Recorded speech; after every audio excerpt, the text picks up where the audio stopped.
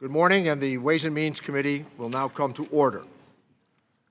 Today, the committee will mark up three important bills to protect patients and encourage more transparency in our nation's healthcare system.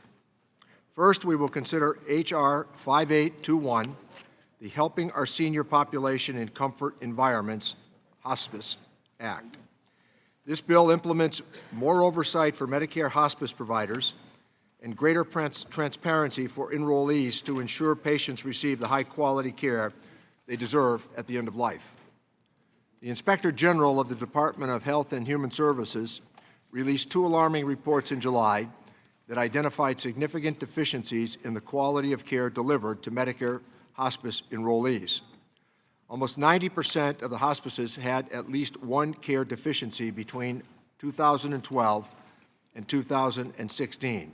That is unacceptable. H.R. 5821 provides HHS with more tools to oversee hospices and to help poor-performing hospices improve. Thank you to Representatives Panetta and Reed for quickly coming together to introduce this important legislation. Next, we will consider H.R. 5825, the Transparency in Healthcare Investments Act. This bill requires a private equity firm that own and control medical care providers to report certain information. This transparency will shed sunlight on the impacts of these investment activities and how they may offer patient care and costs. Increasingly, private equity firms are investing in areas such as emergency departments, ambulatory surgery centers, trauma units, nursing homes, and hospitals, as well as health insurance companies. This reporting will enable policymakers and regulators to better understand their effect on the health system. Finally, we will consider H.R. 5826, the Consumer Protections Against Surprise Medical Bills Act of 2020. Ranking Member Brady and I have worked together for months to craft this bipartisan legislation that protects patients from unexpected medical bills for out-of-network services. At the outset, we agreed that any approach must first and foremost protect the patient. I emphasize that term again, the patient, from these surprise bills and provide incentives for providers and health plans to sort out payment disputes on their own. The need to protect the patient is something I think we all agree on. But throughout this process, we have asked what is the best approach. The doctors and insurance companies blame each other while the patient is frequently caught in the middle. I think the legislation we have before us today is the right approach. It protects the patient, but it also recognizes the private market dynamics between insurance plans and providers. There are two important provisions that I specifically want to highlight. First, we have included transitional assistance through the medical expense deduction, which will provide some relief from surprise medical bills for patients during the time period between this proposal becoming law and it actually being implemented through the regulatory process. Second, we have ensured that uninsured individuals are able to get good faith estimates of their out-of-pocket expenses prior to a procedure, and in the event their final bill substantially differs from the estimate, they can access dispute resolution to help resolve the discrepancy. Surprise medical bills cause tremendous emotional and financial distress for Americans when they are already in a particularly vulnerable state. This legislation ensures that such bills will be a thing of the past. It will remove the patient from any billing dispute, allowing them to focus on their health instead of worrying about the potential cost of their care. We know that once the patient is removed from the billing dispute, health plans and providers are generally able to come to a resolution on their own. However, for those instances where resolution is elusive, this legislation provides a fair and balanced approach to settle plan-provider payment issues. The first step is to open negotiation where the plan and the provider exchange information in a way that I believe will help the parties understand what a reasonable offer is and get them to resolution. But if that exercise fails, the second step is a mediated resolution process. Ranking Member Brady and I have worked to craft a process where both the provider's offer and the plan's offer receive equal weight. In addition, this resolution entity considers but isn't bound by the plan's median in-network rate. And likewise, the provider is not left in a position to disprove the adequacy of such a rate. My concern with giving too much weight to such a benchmark rate is that it already tells insurers that are looking for any way they can to pay the least amount possible. They will work to push these rates down regardless of what it means for the community providers like physicians, hospitals, and the many thousands of constituents that are employed. With no federal network adequacy standards, plans can push down rates and drop providers from networks with no consequences, leaving patients holding the bag. While this legislation doesn't take on network adequacy, it is something that Congress in the future must examine. Surprise bills would be much less common if insurance networks were more robust. In addition, the legislation before us today does not yet address the surprise bills that come from insurance companies. These are bills, for example, when a patient received prior authorization only to find out later that the company is going back on that agreement and sticking the patient with the bill. I look forward to working with Ranking Member Brady and our committee colleagues, as well as staff, on these two issues, among many others, going forward. The problem of surprise medical billing is a complex issue that has real consequence for patients. The solution that Congress finds will affect every part of our nation's healthcare system, and this measure moves us along in that process. I intend certainly to refine it, but I think we have a very good start before us today. I'm not alone in my assessment. Many organizations are supportive of our work to protect the patients and allow a fair and balanced process between providers and insurance companies. These include consumer groups like AARP, community catalyst groups, as well as hospitals and doctors who provide care for neighbors and are the cornerstone of our communities, including the Massachusetts Hospital Association, the Massachusetts Medical Society, the American Medical Association, the American Hospital Association, the Federation of American Hospitals, the Catholic Health Association, America's Essential Hospitals, and the National Alliance of Safety Net Hospitals. With that, let me recognize Mr. Brady and thank him for his good work on this legislation. Mr. Brady. Thank you, Chairman Neal. It is time to end surprise medical bills on American families. They are too frequent, too expensive, and horribly unfair. Whether they are $1,000 or $100,000, they can be too much for a family to bear. The reality is that insurance companies and healthcare providers have never really resolved their differences about fair reimbursement, so it's the patient that gets stuck with the bill. That's coming to a halt. I'm proud to be the lead co-sponsor with Chairman Neal of the Consumer Protections Against Surprise Medical Bills Act of 2020. Every Republican member of our committee is an original co-sponsor as well. This thoughtful bipartisan measure bans surprise medical bills at emergency departments and for most scheduled procedures. It forces insurers, doctors, and hospitals to work out their reimbursement disputes without the government setting the prices. It is fair to all parties, favoring no one except the patient. Ideally, Chairman Neal and I would like to see no one in healthcare using the arbitration system and that they would work out their differences through negotiation in the healthcare marketplace. But if they do find their differences are intractable, they can opt for an arbitration system that's streamlined, allows both parties to make their full case, and requires qualified arbiters, a timely decision, and prompt pay. In other words, for those counting on government to give you a leg up in negotiations or favor your interests, you won't find it here. And in a world where healthcare is unnecessarily and increasingly confusing for people to understand, for the first time, the law of the land will require a true and honest bill in advance to patients facing a scheduled procedure. This requires that all parties in healthcare work together to make sure the patient knows their out-of-pocket costs before they head into the procedure, and then gives them time to pursue other options if those costs are unaffordable. Our priority throughout the painstaking process of crafting our bill has been to get the policy right for patients. And Mr. Chairman, with your strong leadership, I firmly believe that we have done that. We will also be considering the Helping Our Senior Population in Comfort and Environments Act, championed by Representatives Tom Reed and Jimmy Panetta. This bipartisan bill improves hospice care for patients and their families by building on the Bipartisan Impact Act this committee authored in 2014. Having lost my mother a few years ago and seeing firsthand how crucial hospice is for families, we must make sure the care our loved ones are receiving in their last days is good care.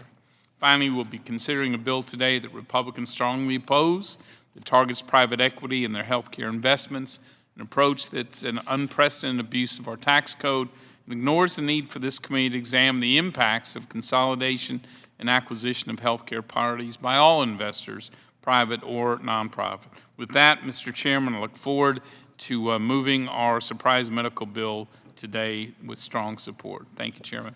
Thank the ranking member. Our first order of business is H.R. 5821, helping our senior population in comfort environments. This bill includes a number of oversight and transparency policies to improve care delivered to hospice patients. I want to commend the work of our colleagues, Mr. Panetta and Mr. Reed, and acknowledge the role that they played in bringing us to this day. And now let me recognize Mr. Panetta for the purposes of an opening statement. Mr. Chairman, I appreciate this opportunity. Ranking Member Brady, thank you for your kind words. And also I want to take this time to thank my colleague, my partner, Tom Reed, for his work with me on crafting this important legislation. And this is important for us on Ways and Means, as we do have sole jurisdiction over the Medicare hospice benefit. I would also like to thank the hospice provider community for their collaborative process and openness and willingness to discuss these difficult issues. I believe that Congress and the American people get the best legislation and policies when we do work together to tackle issues big and small. And the Hospice Act is a testament to working together to deliver for patients, our constituents, and our caregivers. Now, we understand that the hospice benefit is not just a policy issue, though, for Congress. As Ranking Member Brady said, it really is a personal issue for so many Americans. For my own family, our experience with end-of-life care was shaped by our experience helping my Nana, my mom's mom, my grandmother, who lived with us from the time I was in middle school all the way through college. Unfortunately, during that time, she had experienced several strokes and, yes, the onset of dementia. Now, I admit, for me as a 13-year-old starting off, it was just like having another adult around. But what you realize, and for my parents, it was like having another kid around. As I grew up and I saw firsthand how much work it takes to care for those through the end of their lives. Now, even though my mother was a trained nurse, she worked full-time as my dad's volunteer district director, and she also raised my two brothers and myself. She basically did everything. And yes, she even cared for my grandmother. That clearly added a whole nother level of responsibility, but knowing my mom, and if you would understand that that was just a part of it for her. But what you also realize is that this type of care takes so much time, it takes so much work, and yes, what you admit is it also takes a lot of money. And it got to a point where we did have to hire home care nurses. Now, fortunately, they provided the care, they provided the love, and they provided a lot of companionship for my grandmother. And even to this day, when I'm out in the district, I run into those nurses who tell me about how proud they were that they had the opportunity to care for my Nana. Now, when it came to the end of her life, fortunately, my grandmother was provided with the same care that she had been for years, with the oversight of my mother, but also with the care of those compassionate caregivers. Now, I think all of us know and understand that not every family has that option, nor do they have those resources, and that there are wonderful hospice providers in my district on the Central Coast of California and all across this country that not only provide the benefit through Medicare, but also provide that peace of mind that we all know a loved one should get, and not just care, but that comfort at the end of their life. And no matter where you are, end-of-life care should help you live as well as possible until you die.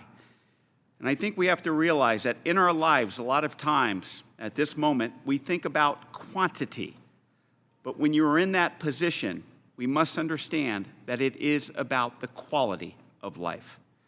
That is why I was particularly disturbed by the two reports issued last July by the Department of Health and Human Services, the Office of Inspector General, that identified significant deficiencies in the quality of care delivered to Medicare hospice enrollees. And I would offer both of those reports into the record, Mr. Chairman. So ordered. Now, according to these two studies, between 2012 and 2016, 87% of hospices had at least one care deficiency. 59% of the hospices surveyed had deficiencies related to care planning.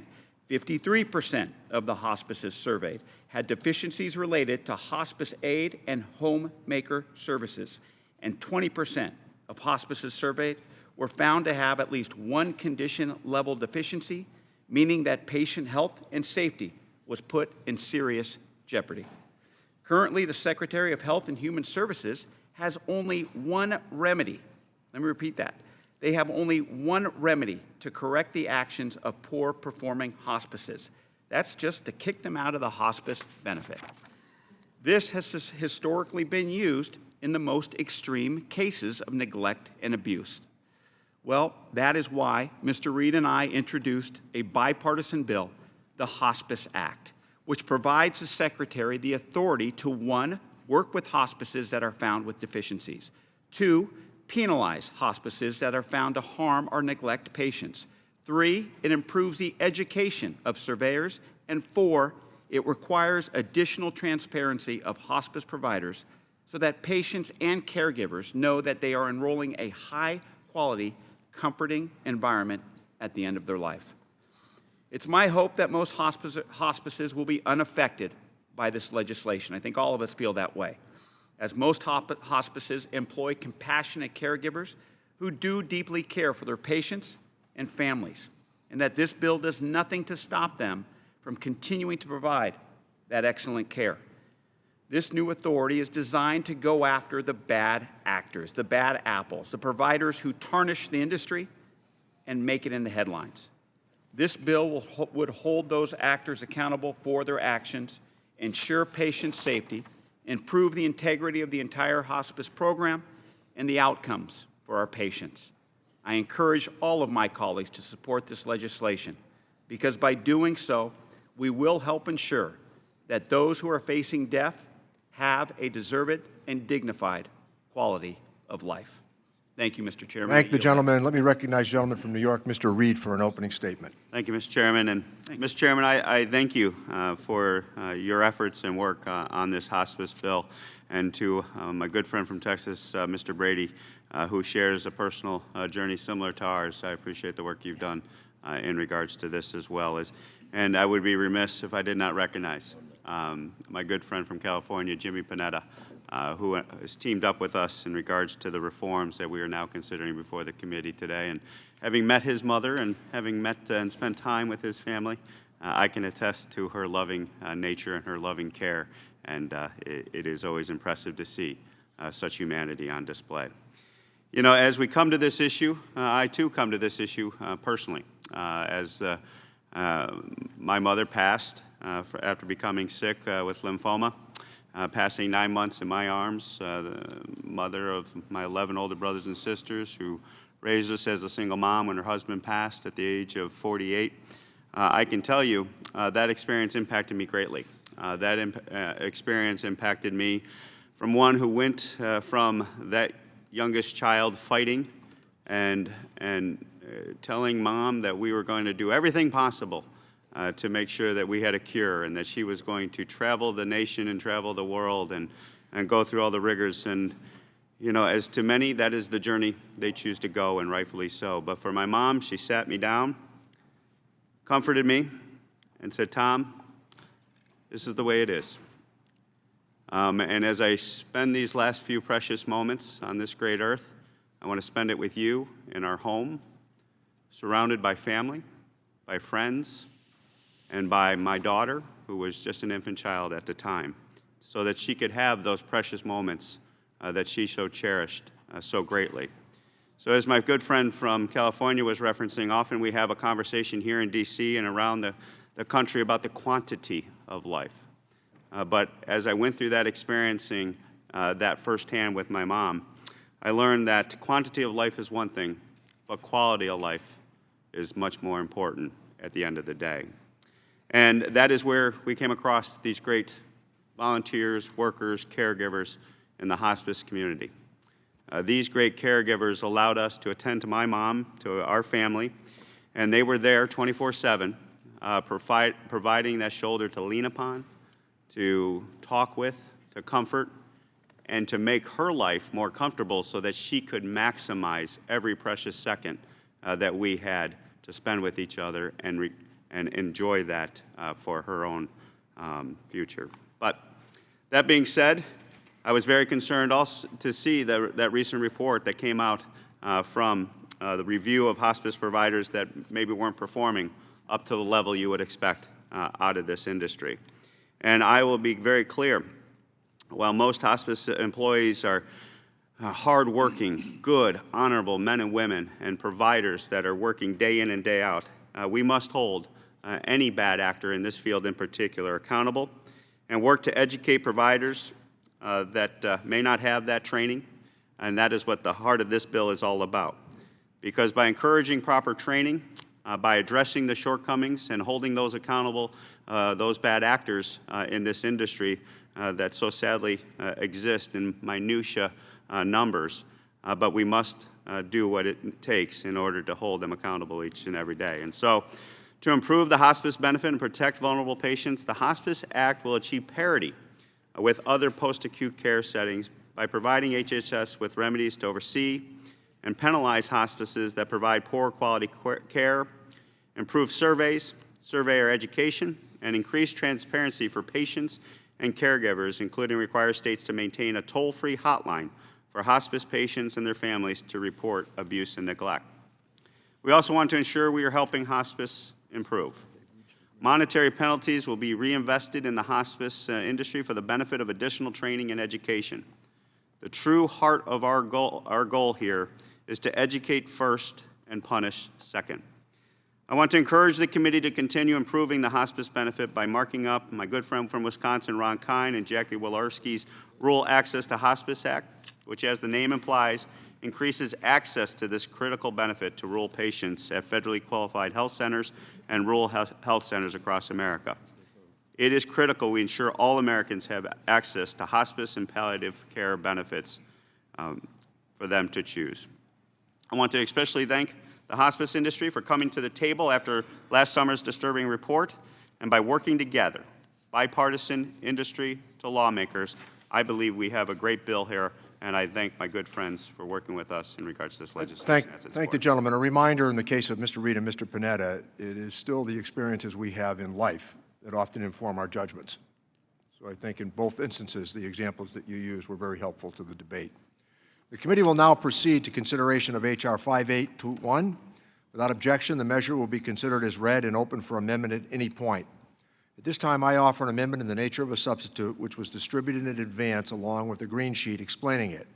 Without objection, the amendment in the nature of a substitute shall be considered as read, open for amendment at any point, and considered base text for the purpose of amendment. Now let me turn to Amy Hall, Staff Director for the Subcommittee on Health, to provide a technical description of the amendment in the nature of a substitute with an emphasis on the changes made since introduction. I ask that members hold their questions until after her presentation. Ms. Hall. Thank you, Chairman Neal and Ranking Member Brady. H.R. 5821, the Helping Our Senior Population in Comfort's Environment, or Hospice Act, was introduced by Mr. Panetta and Mr. Reed. It takes action to significantly address quality of care problems identified in the Medicare hospice program. Section 1 is the short title. Section 2 increases the frequency of hospice surveys to no less than every 24 months. This section also requires that the accreditation bodies submit survey results to the Secretary and requires the Secretary to release all hospice survey results to the public in an easy-to-understand format. This is similar to the disclosure of surveys of nursing facilities under current law. Section 2 also requires that the Secretary create a special focus facility program for poor-performing hospices. This program identifies hospices that need additional resources and assistance to help bring them into compliance with Medicare health and safety protections. Section 2 also provides new remedies for the Secretary to enforce Medicare conditions of participation in the hospice program. Under current law, the Secretary does not have intermediate sanction authority, for example, and could only terminate a hospice for poor performance, not helpful to patients who need access. Finally, the bill increases the penalty on hospices that do not report quality data. The amendment in the nature of a substitute makes two changes to the introduced bill. On page 5, line 8, it requires accreditation organization surveyors to participate in training developed by the Secretary. On page 14, line 19, it provides for GAO to complete its study within 36 months after enactment. The Congressional Budget Office has issued a score on the legislation, noting that it saves $180 million over 10 years. That concludes my walkthrough, and I'm happy to answer any questions the committee may have. Thank you, Ms. Hall. Are there any questions about the amendment in the nature of a substitute? Does anyone wish to strike the last word? The gentleman from Nevada is recognized. Mr. Horsford, and Mr. Pascrell, and then Mr. Davis and Mr. Larson. Thank you, Mr. Chairman. I'd like to strike the last word. The gentleman's recognized. Thank you. I'd also like to thank my colleagues, Mr. Panetta and Mr. Reed, for their hard work to require additional oversight and transparency of Medicare hospice providers. As my colleagues have addressed with very personal experience, the Office of Inspector General's report from earlier this year found serious deficiencies in the quality of care that is delivered to hospice providers. The goal of hospice care is to make terminally ill Medicare beneficiaries more comfortable at the end of their life. I share with my colleagues your great concern. I know from your own personal experiences how hard it is to lose a loved one. My grandmother, who lived in a nursing home for 27 years of her life, passed away in April of 2000, and I had to care for her and make those hard decisions along with my mother about the end-of-life decisions. So I know how important this process is. And as our general population continues to age, hospice care has become an increasingly important benefit to the Medicare population. The numbers validate this growth. According to the OIG report, the number of hospice beneficiaries has grown every year for the past decade. In 2017, Medicare spent $17.8 billion for hospice care for nearly 1.5 million beneficiaries, up from $9.2 billion for less than 1 million beneficiaries in 2006. So if we as taxpayers are making such a large investment in some of our most defenseless seniors nearing the end of their life, we should ensure that we are strengthening patient protections and providing those individuals and their families with the finest care possible. In Nevada, the Medicare Part A benefit can mean everything for the over 1,000 hospice Medicare beneficiaries. The benefit can provide nursing assistance multiple times a week, help with getting out of bed, social work support, spiritual counseling, medical supplies, and medications related to an individual's terminal illness. That is what you want for your loved one at the end of their life. Alarmingly, in Nevada, 92% of the hospices surveyed showed at least one deficiency. That is simply unacceptable. So that is why I support H.R. 5821, the Hospice Act, which follows the common sense recommendations made by the OIG report to address shortcomings of hospices throughout the nation. And I yield back. Thank the gentleman. Mr. Pascrell is recognized to strike the last word. Thank you, Mr. Chairman. I move to strike the last word. Is recognized. We're all driven by our personal experiences. Listening to Congressman Panetta, listening to Congressman Reed,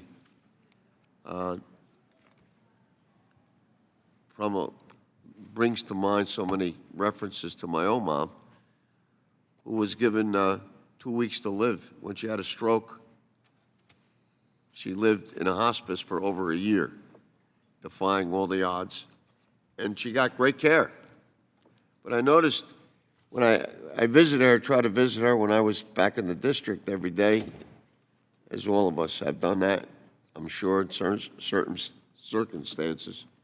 And I noticed some people never got any visitors, and that this was simply a place to put, we have a weird, let me use the word weird, relationship with our senior population, our own mothers and fathers. some folks I've watched almost want to jump to institutionalizing them when they can't mend for them, work for themselves. And we've all had these experiences. But the stories of abuse are heartbreaking.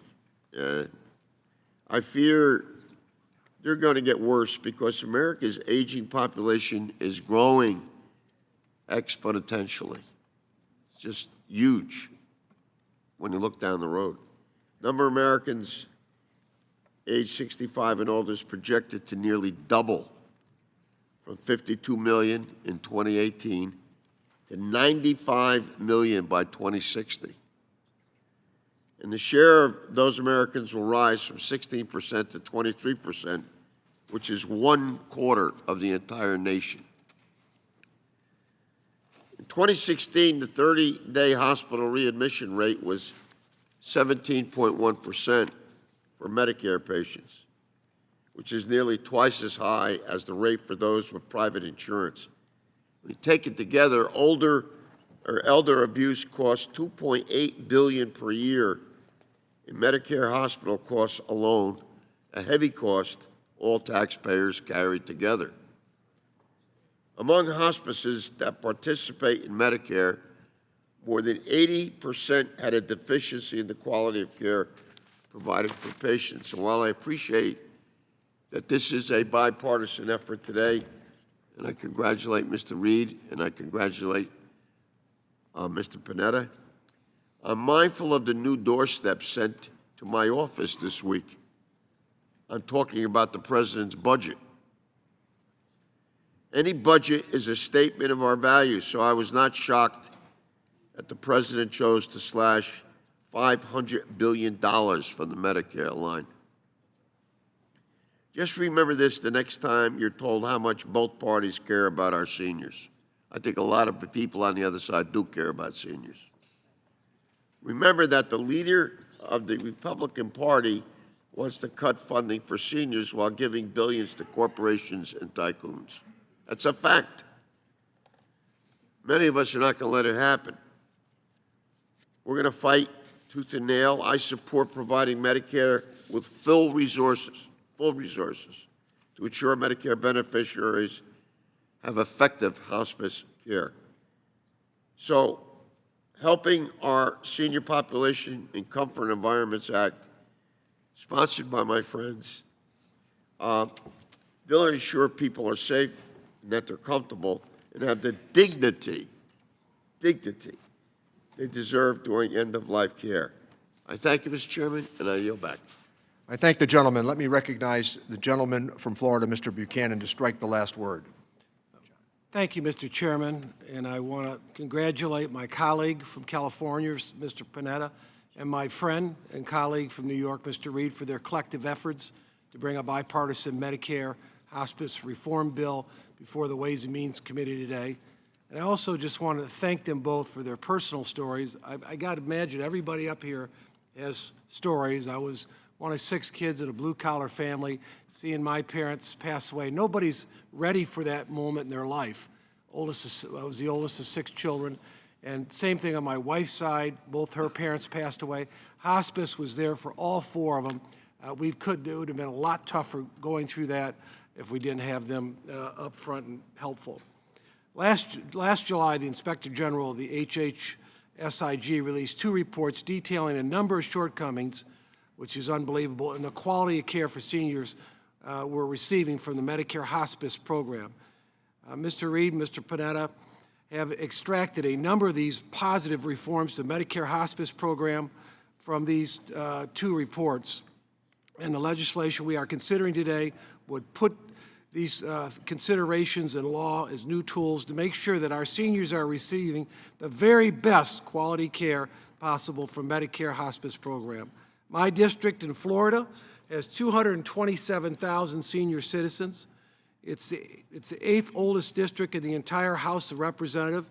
Medicare is an essential program for all of these seniors and their families, and hospice care program is a truly wonderful component of Medicare. I was lucky enough last summer to visit a truly remarkable and I'm sure there's a lot of great hospice care facilities around the country, but in my district, Tidewell, it's a wonderful facility that provides high-quality, compassionate hospice care for its patient, and it is also a pillar of our community as well. Hospice care is growing in popularity at an all-time high and will improve the quality of hospice care bill today that seniors need to receive.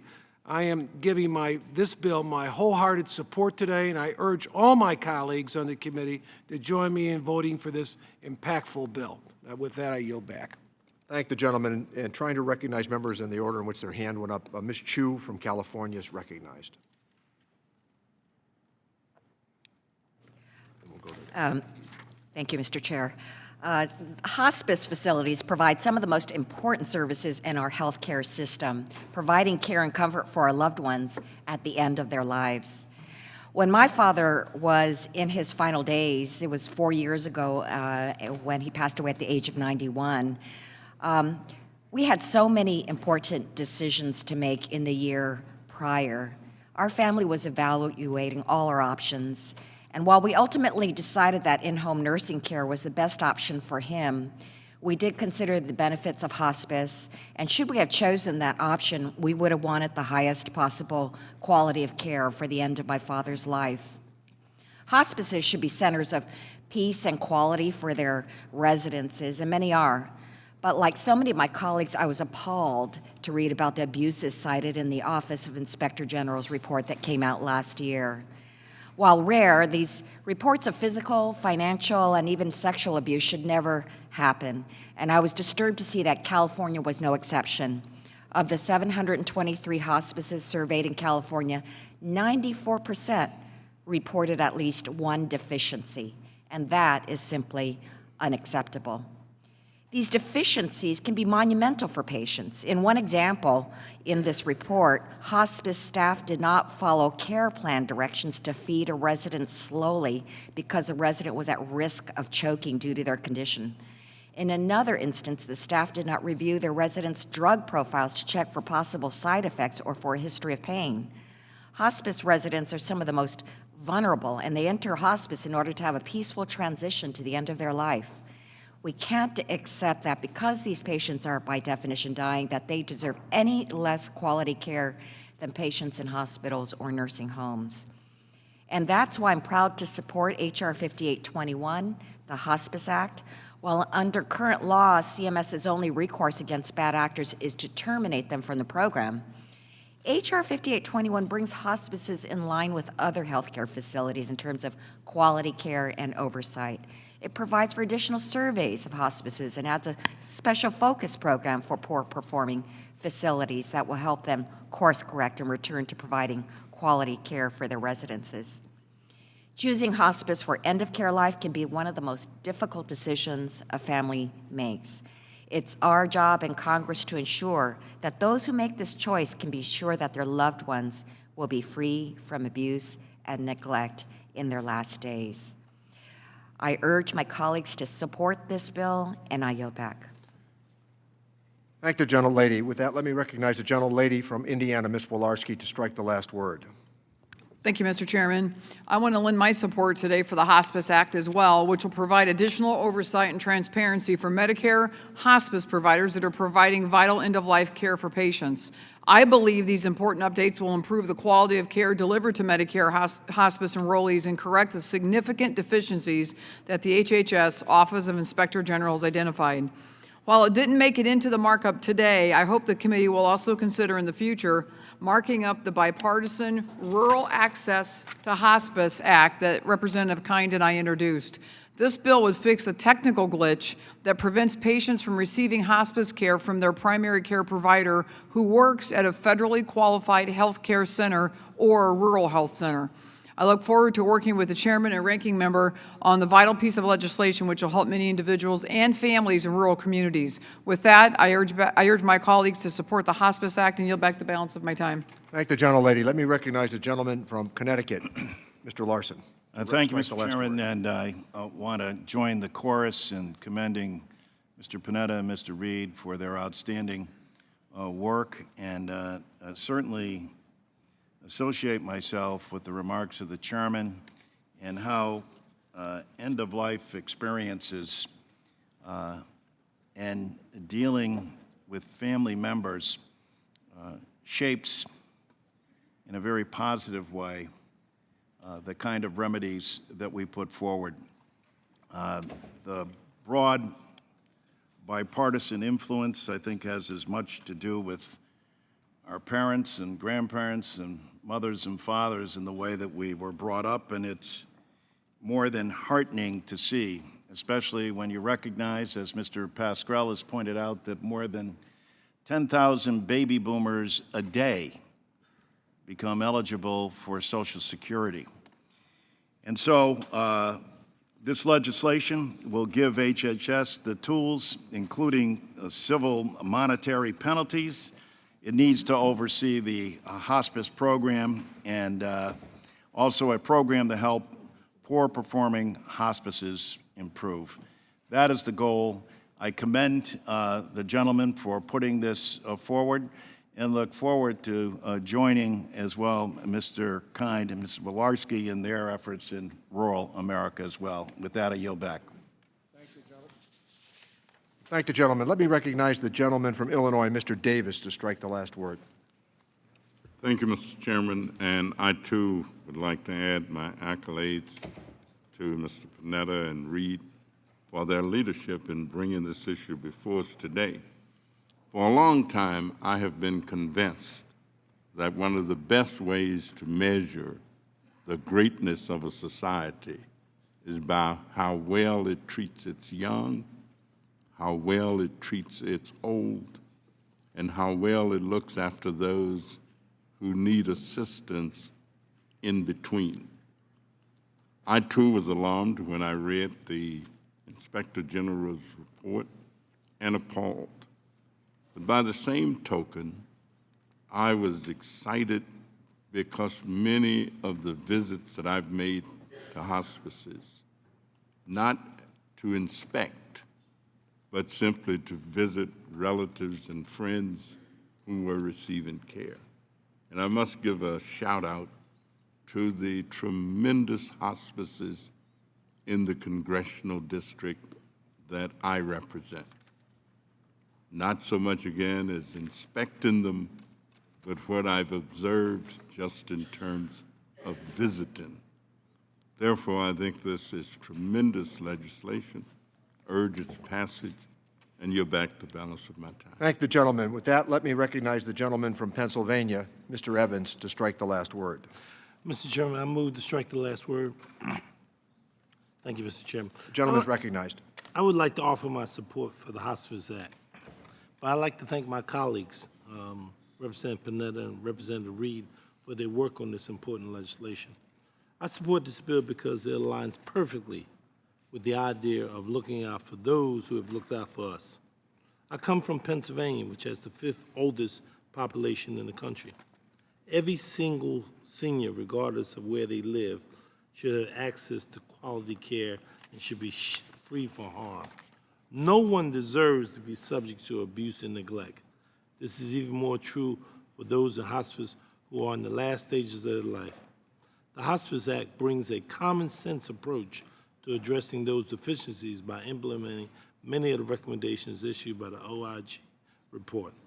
I urge my colleagues to support this bipartisan, common sense legislation to help ensure the quality of care, safety, and well-being of our seniors when they need it most. Thank you, and I yield back the balance. I thank the gentleman. Let me recognize the gentleman from Wisconsin, Mr. Kind, to strike the last word. Thanks, Mr. Chairman. I move to strike the last word. The gentleman's recognized. Mr. Chairman, I too voice my strong support for the work that Mr. Reed and Mr. Panetta has done with the Hospice Act. And it also speaks to a larger issue that I hope this committee will devote more time to, and that is in addressing the aging population of our society and the long-term health care needs that we have. We're in the midst now of seeing 70 million baby boomers begin their massive retirement. And with old age comes greater health care consumption. We've all seen the incidence of dementia, Alzheimer's. We've also seen the difficulties of long-term care insurance market and how it's been difficult to make that work. I hope we don't reach a point in our society where individuals and families have to be impoverished and sent on Medicare before their long-term health care needs are ultimately addressed. I think this transparency bill, the reporting bill that's before us right now, is a good first step, and hopefully of many that this committee can take in getting into the difficult and also the expensive issue of long-term care for our aging population. I also want to thank Ms. Walorski for her partnership in offering our legislation, the Rural Access to Hospice Act. I know it's not being addressed today, but hopefully we'll have a chance in the near future to address one of the shortcomings in the reimbursement system when it comes to rural hospice care. Our legislation would increase access to hospice services in rural and underserved areas. Currently, when patients enroll in hospice, they select a physician or nurse practitioner to serve as their attending physician. The attending physician collaborates with the hospice in the development of a care plan. Typically, the attending physician is reimbursed for services under Part B, but FQHCs do not bill under Part B. They're paid a fixed, all-inclusive payment for services provided to Medicare beneficiaries. And unfortunately, due to the statutory oversight, hospice is not included in that all-inclusive payment. Our legislation would fix that and address it, and so we'd be able to move forward. So hopefully we'll be able to take this up in committee in a bipartisan way at some point in the near future. And I yield back the remainder of my time. Thank the gentleman. Is there any other member who wishes to strike the last word? The chair recognizes Mr. Swazi to strike the last word. Thank you, Mr. Chairman. I want to also thank my good friends, Jimmy Panetta and Tom Reed, for their work on this important legislation. And we see from all of our colleagues that this is always a very personal story for everyone.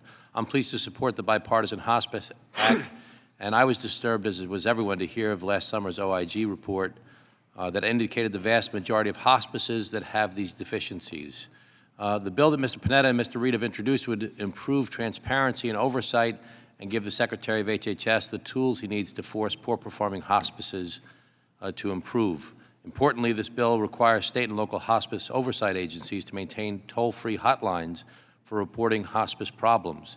These hotlines will make it much easier for hospice patients and their families to report cases of abuse. This is, of course, a deeply personal topic for all of us. It is for me. When I was growing up, all four of my grandparents lived in my house. Three of them were very sick. We all helped care for our grandparents, with my mom, a registered nurse, doing the heavy lifting. And more recently, my both parents passed away. My mom was 93, my dad was 95, and had dementia issues at the end of his life.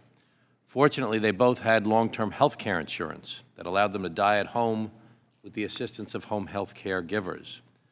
Unfortunately, as everyone has mentioned, we've got a storm coming in our country as baby boomers get older, and a doubling of the population over 65 and a tripling of the population over 85 by 2050, and we are ill-equipped to deal with this. Families today are smaller and more scattered throughout the nation, and they're not there to do the caregiving that's necessary that we've had historically in our country. Americans turning 65 face a 50-50 risk of needing long-term health care services and supports. And those who do need it average more than $250,000 in expenses.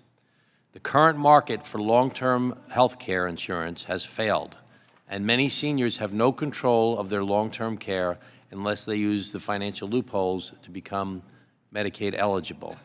If we don't act, we face a crisis, and many of our seniors and their families will face financial ruin, homelessness, and worse. That's why I'm working right now on drafting a comprehensive legislation to revitalize the private market for long-term health care insurance. I look forward to working with my committee colleagues on this important legislation in the coming months, and I want to again applaud my good friends Jimmy Panetta and Tom Reed for their work on this important bipartisan legislation, and I strongly urge its passage. And I yield back. Thank the gentleman. Is there anyone else who wishes to strike the last word?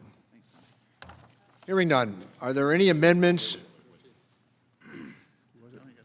Oh, gentlelady from Alabama, Ms. Sewell is recognized to strike the last word. Thank you, Mr. Chairman. I move to strike the last word.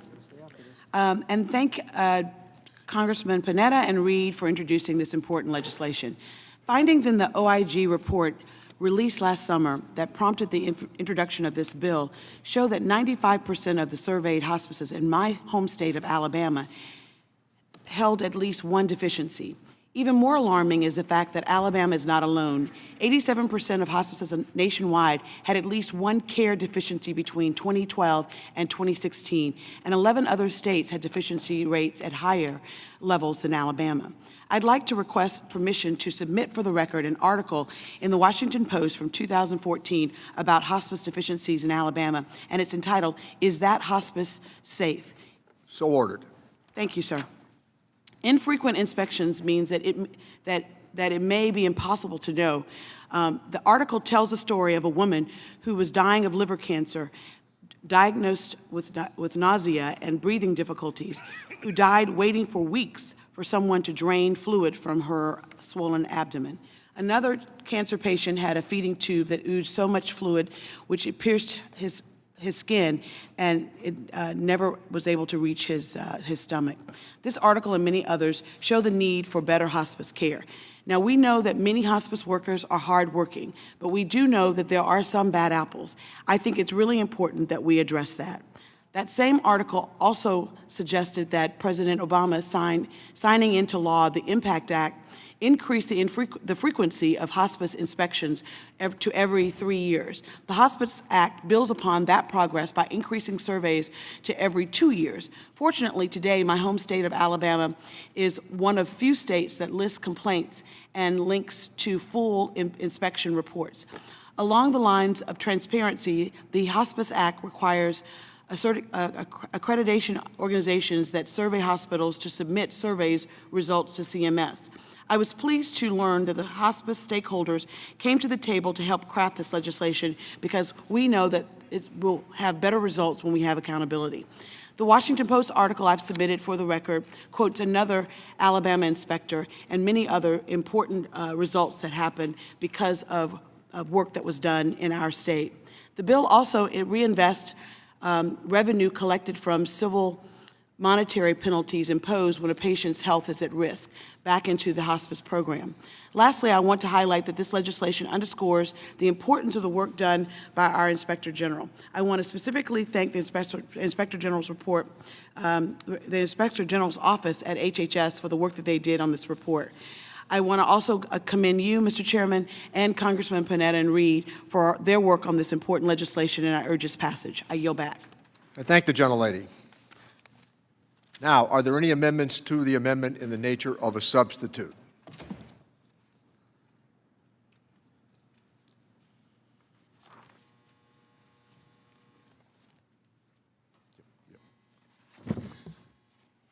If there are no further amendments, the question is on the adoption of the amendment in the nature of a substitute. All those in favor signify by saying aye. Aye. Those opposed, no. In the opinion of the chair, the ayes have it, and the amendment in the nature of a substitute is agreed to.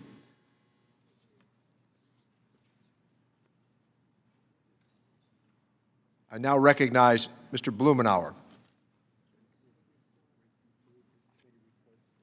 Mr. Blumenauer has recommended that the committee favorably report the bill out. Is there a second? Okay. The question is on favorably reporting the bill, H.R. 5821, as amended. All those in favor signify by saying aye. Aye. Those opposed signify by saying no. In the opinion of the chair, the ayes have it. The motion is agreed to, and H.R. 5821, as amended, is ordered favorably reported to the House. We wish to congratulate Mr. Panetta and Mr. Reed on that success.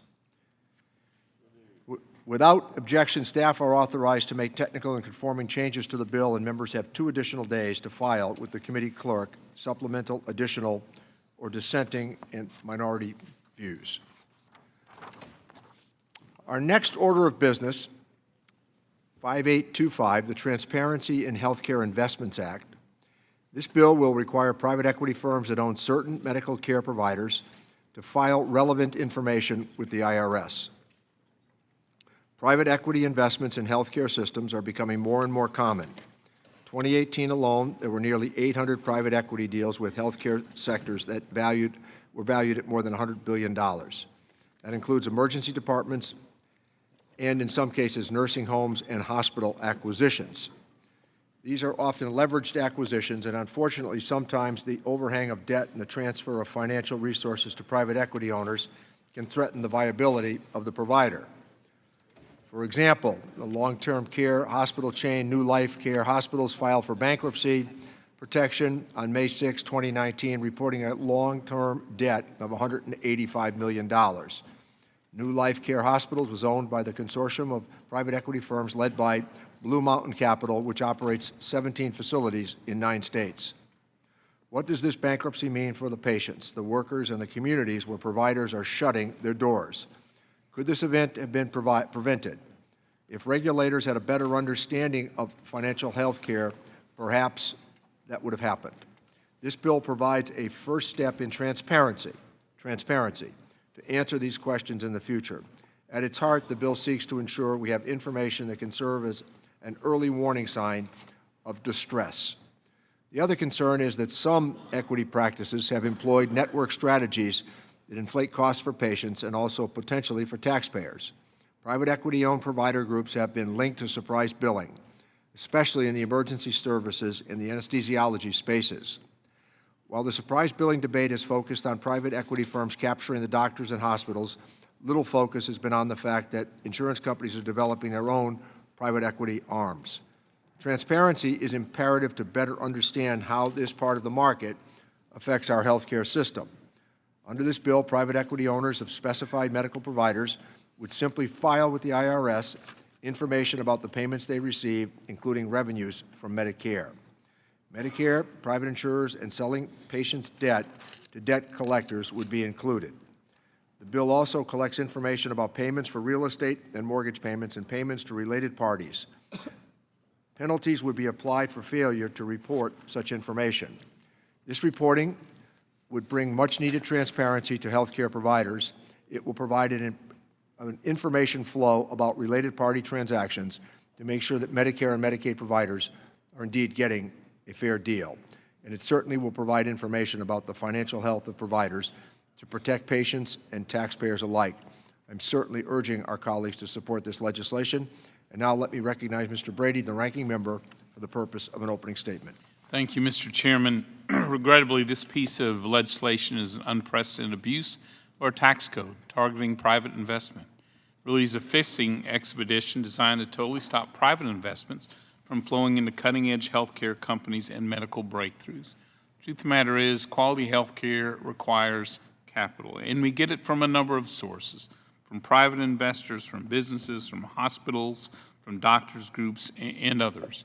Businesses alone in 2018 made over $400 million in investments in healthcare.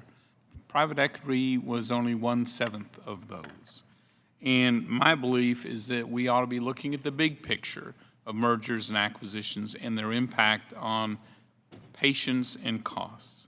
But here's what this partisan bill would require. It would force private equity companies to disclose all the dollars and cents exchanged among certain private entities for the provision of health care. Post all the addresses of all real estate owned or leased by the specified medical care provider. It strips these businesses of basic taxpayer rights and protections that are afforded to all other taxpayers, and on penalty of $1 million, requires any information any future administration may dream of. That's a loophole you can drive a semi through. So what's the point of forcing just some private companies to make this private information public?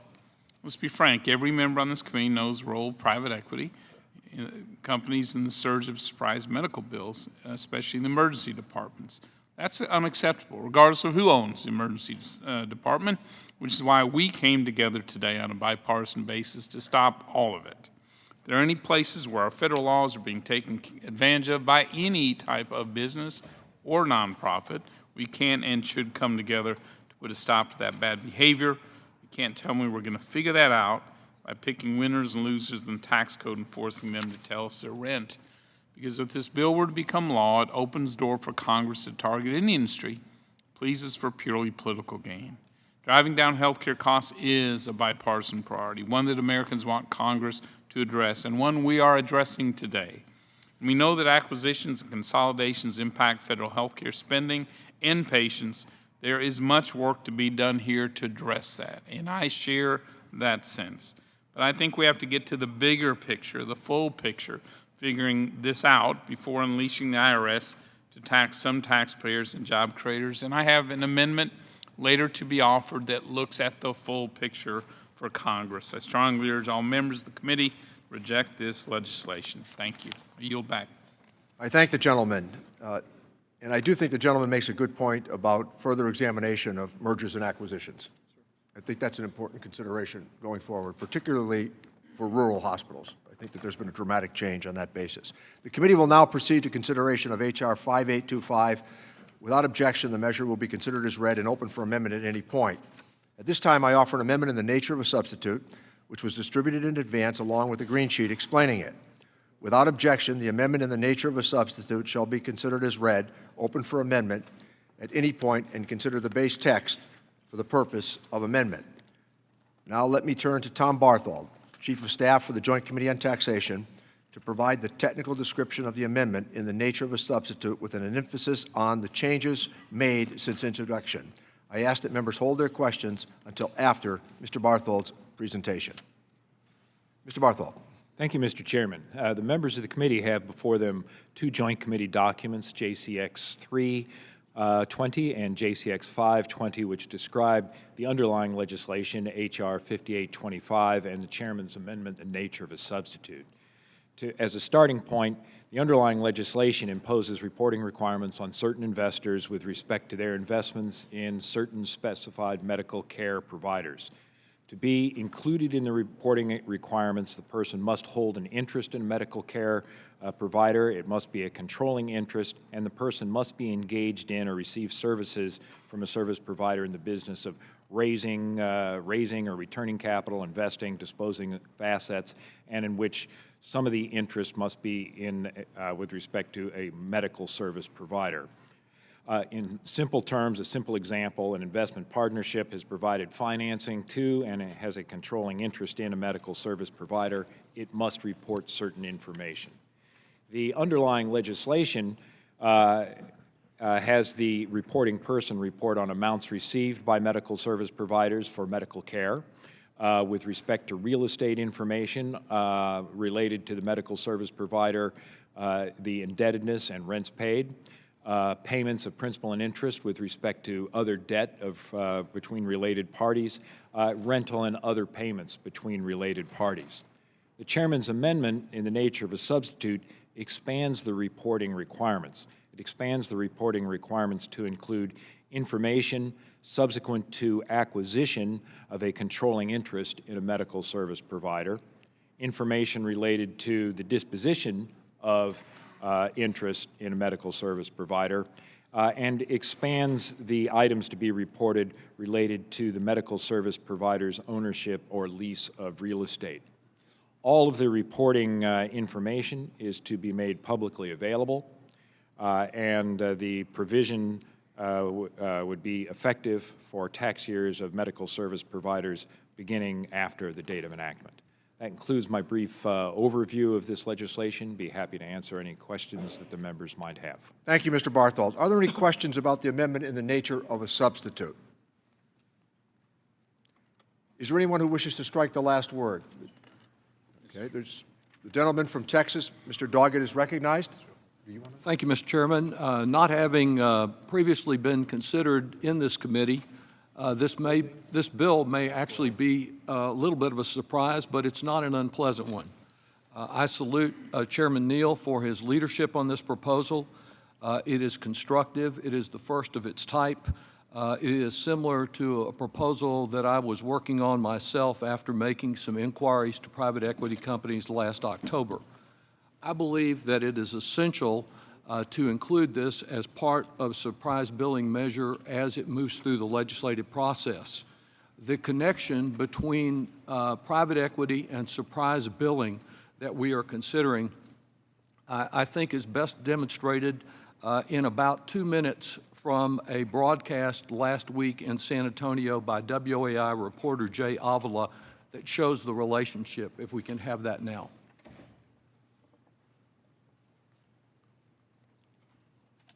You go to the emergency room here in San Antonio, there is a good chance that the doctor who treats you there does not really work for that hospital. News 4 San Antonio troubleshooter Jay Avila has uncovered that some local doctors actually work for one of the biggest investment firms in the country, and Congress is investigating whether that troublesome connection is to blame for the rise in surprise medical bills. Members of Congress are taking a close look at private equity firms that have been buying up physician staffing companies around the country, including here in San Antonio, raising the question, are surprise medical bills the result of treating your health care as an investment? They're not covering it. April Ray received what seemed like a typical surprise bill.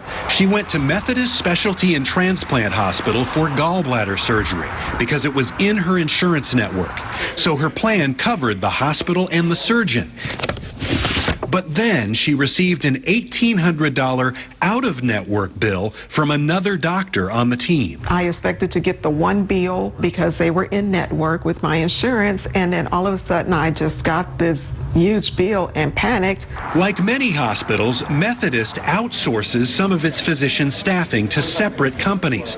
The bill April received was from a physician group called Kensington Row Inpatient Services. My research found that Kensington Row is one of dozens of physician staffing companies owned by a parent company called Envision Healthcare. And Envision is owned by KKR, Kohlberg Kravis Roberts, one of the biggest private equity firms in the country. Private equity firms take money from big investors and buy a company, then make changes at that company to maximize profits so it can turn around and sell the company for a higher price later. Researchers at Yale did a study and found when one of Envision Healthcare's staffing companies gets the contract at a hospital, they immediately exit insurance networks and bill as out-of-network providers, then raise their prices by 96% over what the prior physician group in that hospital charged. Those firms have realized that surprise medical billing can generate a lot of profit, can make them a lot of money. As a result of Mr. Avila's report, fortunately, April's bill was dropped and based on a claimed insurer error, and of course, the private equity company disputed the Yale study, though that study is hardly the only evidence that private equity has spiked prices. I'll be offering an amendment to ensure that the transparency provisions included another method for private equity to control healthcare practices. Further, if the objective is to write this protection into the law, I hope that this proposal will be merged with the surprise billing bill. Otherwise, it will just end up in McConnell's graveyard. After more than $50 million that private equity companies have spent in recent months on a phony ad campaign designed to block congressional action on surprise billing, it's important that the growing influence of private equity on health care and its potential to greatly increase health care costs be fully disclosed. More focus has occurred on the conflict between the committees than on the substance of our differences, and I hope that this initiative is one that the other committees concerned with surprise billing will recognize as important and will follow Chairman Neal's lead in seeing that it is included. And I yield back. Thank the gentleman. Let me recognize the gentleman from North Carolina, Mr. Holding, to strike the last word. Thank you, Mr. Chairman. We were doing so well in the prior bill, our bipartisanship. We're going to go back to that in the next bill. And we will. And we're going to fix the problem of surprise billing. But in this bill, we're going down a partisan rat hole. So I'm deeply concerned about this bill, which was thrown together and sprung on this committee at the last minute. And today, we're marking up two other important bills, bipartisan bills, meant to address serious problems in our health care system. And these bills were products of numerous discussions amongst experts and months of hard work by both sides to forge an effective solution. And my congratulations to the chairman and to the ranking member for accomplishing this. But it's striking that we're mudding up those efforts by also marking up a highly partisan and hastily introduced proposal that takes the unprecedented and dangerous approach of using the IRS to attack investors and job creators. H.R. 5825 unfairly targets a subset of private investors with the public disclosure of tax information. This proposal and the burdensome requirements it would impose would chill investment and growth in the healthcare sector, exactly what we do not want to do. It decreases access to important services and impairing scaling and hampering jobs in our community. This unprecedented bill would impose more red tape by applying the IRS tax-exempt organization reporting regime to private businesses. It's potentially leveling millions of dollars in fines on investors and eliminate the due process for taxpayers hit by these outrageous fines. Taken together, this legislation would transfer more power to the IRS, chill private investment, and weaken health care across America. Instead of moving this legislation, Congress should work together to encourage private investment in communities throughout America. And private equity is investing each year to help improve businesses and foster innovation across all sectors of the American economy, including the health sector. This type of investment and subsequent job creation should be championed, not demonized, as some are attempting to do here today. In Massachusetts, there are around 243,000 jobs at private equity-backed companies. And in your district, Mr. Chairman, there are more than 11,300 jobs at private equity-backed companies and more than $620 million in private equity investment in last year alone.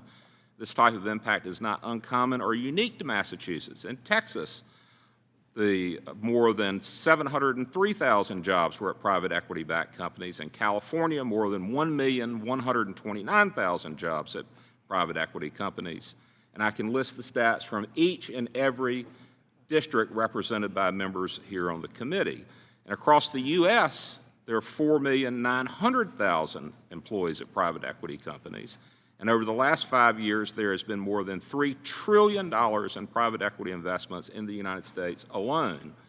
And these investments and jobs are what are being attacked here today with this bill. If there are areas where federal policies need to be changed, let's come together, as we have shown that we can do, and address the actual problem and not single out a specific industry for a cheap political win. This type of last-minute bill thrown together in secret without input or expert discussion is not the way we should be making policy, especially policy that singles out one industry for discriminatory treatment by the IRS. It's a weaponization of the IRS and would be a gross overreach, and I urge my colleagues to vote against this. And Mr. Chairman, I have several letters that I'd like to introduce into the record. In addition to my serious concern with the precedent being set here today, I have a letter from the Americans for Tax Reform, from the National Taxpayers Union, and from the Citizens Against Government Waste, also expressing opposition to this bill, and I'd like those entered into the record. So ordered. And I also have the breakdown of private equity-backed investment for each and every district of all our members here, which includes the number of folks with private equity-backed jobs and the dollar amount of investment for each district, and I'd like to have those entered into the record. So ordered. Thank you, Mr. Chairman. Now I yield back. Thank the gentleman. With that, let me recognize the gentleman from New Jersey, Mr. Pascrell, to strike the last word. Thank you, Mr. Chairman. I move to strike the last word. Gentleman's recognized. We're talking about healthcare industry. I want to take exception with my brother from North Carolina on this issue. Listen to his words very, very carefully. I know he's a reasonable man and a good person, but I think you're all wrong on this issue today. With all due respect, as they say. Mr. Chairman, private equity has had a terrible influence. The record needs to be looked at very carefully. It's had a terrible influence on our healthcare industry. All too often, private equity is not interested in building, only pillaging. Their takeover of our healthcare providers has hurt Americans in the long run. So I'm not talking about equity companies in and of itself. I'm talking about the healthcare industry. I'm confining my remarks to that, although I'll use another example later on in what I have to say. I'm glad we're doing something to address what I consider to be a tumor within healthcare. Must be addressed. The bare minimum is sunlight all the time. I know my friend from North Carolina believes in transparency and sunlight. I don't say that empty. I mean it. It is the best disinfectant after all. And this bill gives us some tools to look under the hood of private equity's stranglehold on healthcare in the United States. Not just health. You know, private equity pirates have reached their tentacles into many sectors of the American economy. Over and over, they cannibalize the companies they take over, saddling the businesses with crippling debt and axing the workers and eliminating their benefits while paying themselves handsome payouts and fees before leaving town after dark. Let's take a look, for instance, at one retail industry. Toys R Us. In my own state, my own district of New Jersey, a legendary company. We all knew it well. It was acquired by private equity firms and a real estate investment trust in 2005. By 2018, Toys R Us had declared bankruptcy, laid off all 30,000 of its employees, and closed all its stores. But the private equity owners took care of themselves to the tune of $470 million in fees and interest payments from the company. It gets better. Let me remind you that they didn't pay the ordinary rate of income tax on those fees. Either they took advantage of the carried interest loophole. We've talked about it for how many years? We're going to address it. We don't. Many Republicans want to change it as well. And they paid capital gains taxes. That's the rub. So it's outrageous that this loophole still exists in our tax law. We've introduced 1735, the Carried Interest Fairness Act, last year to eliminate this unfair advantage enjoyed by the boss but not the secretary. Here we go again. That is a bill we should be acting in short order, something that will right an injustice and remove an incentive for bad actors using the reckless and destructive private equity model of business. I think it's dangerous, and it has a terrible effect on the health industry in the United States. That data is clear on this. I know you're a fair person. I reach into your heart and tell you that we cannot just blindly accept what equity firms wish to do. I know they're big donors, but I think something else counts too. I yield back. Thank you, Mr. Chairman. Thank the gentleman. With that, let me recognize the gentlelady from California, Ms. Chu, to strike the last word. Thank you, Mr. Chair. And thank you for offering today's bill, H.R. 5825, to increase transparency in how private equity firms are operating in the healthcare space. This is an important issue that's gained national attention in the surprise billing space, but impacts the entire healthcare sector. Private equity are investment firms. They are fundamentally set up to increase profits for their shareholders, not to provide better quality medicine. In fact, I think they actually harm healthcare. The private equity business model is based on buying a company with the intent of selling off its assets and then selling again for a one-time profit. Often, private equity firms take on large amounts of debt to finance these deals. In healthcare, the number of private equity deals have more than doubled in the past decade, from 325 private equity healthcare deals in 2008 to 788 in 2018. In fact, in 2018 alone, private equity deals accounted for $100 billion in value. When it comes to surprise medical billing, private equity companies have built a model around buying up emergency department staffing firms, then refusing to contract with insurers in their area. They can use their considerable resources to drive up out-of-network rates for their physicians and also for their investors. Research from 2017 shows that when a physician staffing company owned by a private equity entered the market, out-of-network billing rates went up between 80 to 90%. And many physicians on the ground have no choice but to contract with one of these firms, as they are often the only game in town. But we know that private equity isn't just limited to physician staffing companies, and the problems of private equity don't just exist in surprise medical billing. Take nursing homes, for example. Private equity firms bought nearly 2,000 nursing homes from 1998 to 2008, with reports of diminishing quality following in the wake of these buyouts. In 2018, a Washington Post investigation found that health code violations at Manor Care, a nursing home chain bought by the Carlyle Group, rose 26% every year from 2013 to 2017. I'd like to enter this article into the record, which So ordered. this.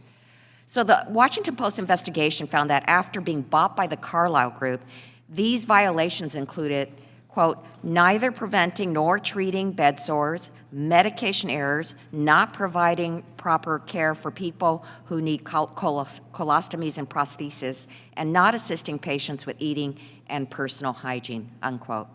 The Post goes on to note that, quote, the rise in health code violations at the chain began after Carlyle and investors completed a 2011 financial deal that extracted $1.3 billion from the company for investors, but also saddled the chain with what proved to be untenable financial obligations, unquote. These are profit-based corporations, not healthcare companies, and our patients are suffering. So I'm so pleased that the chairman has offered this bill, the Transparency in Healthcare Investments Act of 2020, for our consideration today. It's important for us to understand the financial obligations of private equity-owned healthcare companies, especially when there's such a large impact on our patients. However, I believe that we need to do more than just requiring transparency in the private equity space. We need to ensure that we create healthcare systems that put patients first and cannot be gamed by investors trying to make a fast profit on the backs of consumers and taxpayers. I hope to see protections against abuse by private equity firms included in any final package that addresses surprise medical billing as we move forward with our discussions. I support this bill as an important first step in addressing the problem of private equity in healthcare, and I yield back. Thank the gentlelady. Let me recognize the gentleman from Texas, Mr. Arrington, to strike the last word. Thank you, Mr. Chairman, and I think the majority of my colleagues support your intent. I can't speak for them. I certainly support the intent of identifying where there are loopholes and weaknesses in the system that are being exploited by market participants of all kinds, not just private equity firms. The for-profit motive of peoples and organizations of all kinds have blessed and benefited this country and everybody in this room with products and services that we're using right now, and products and services we used this morning, last night, every day. Let's not disparage any one particular group. Let's just look at the business that we do of setting policy, and where our policies have failed, where they have created loopholes, let's close them. And let's expect all participants to act in the way that they would naturally act, and let's make sure the incentives in the policy framework that we, and the objectives that we lay out are being pursued accordingly. To me, behavior follows incentives, and we need to get the incentives right. So I support, Mr. Chairman, your efforts to identify where this system is being exploited, so that not that we can be punitive and punish people who are just acting in their for-profit / self-interest. Again, we've been benefited a great deal by that. So let's look more broadly. Let's not use the tax code. I'm concerned too, Mr. Chairman, that there's a slippery slope to that. There is a balance to transparency and information.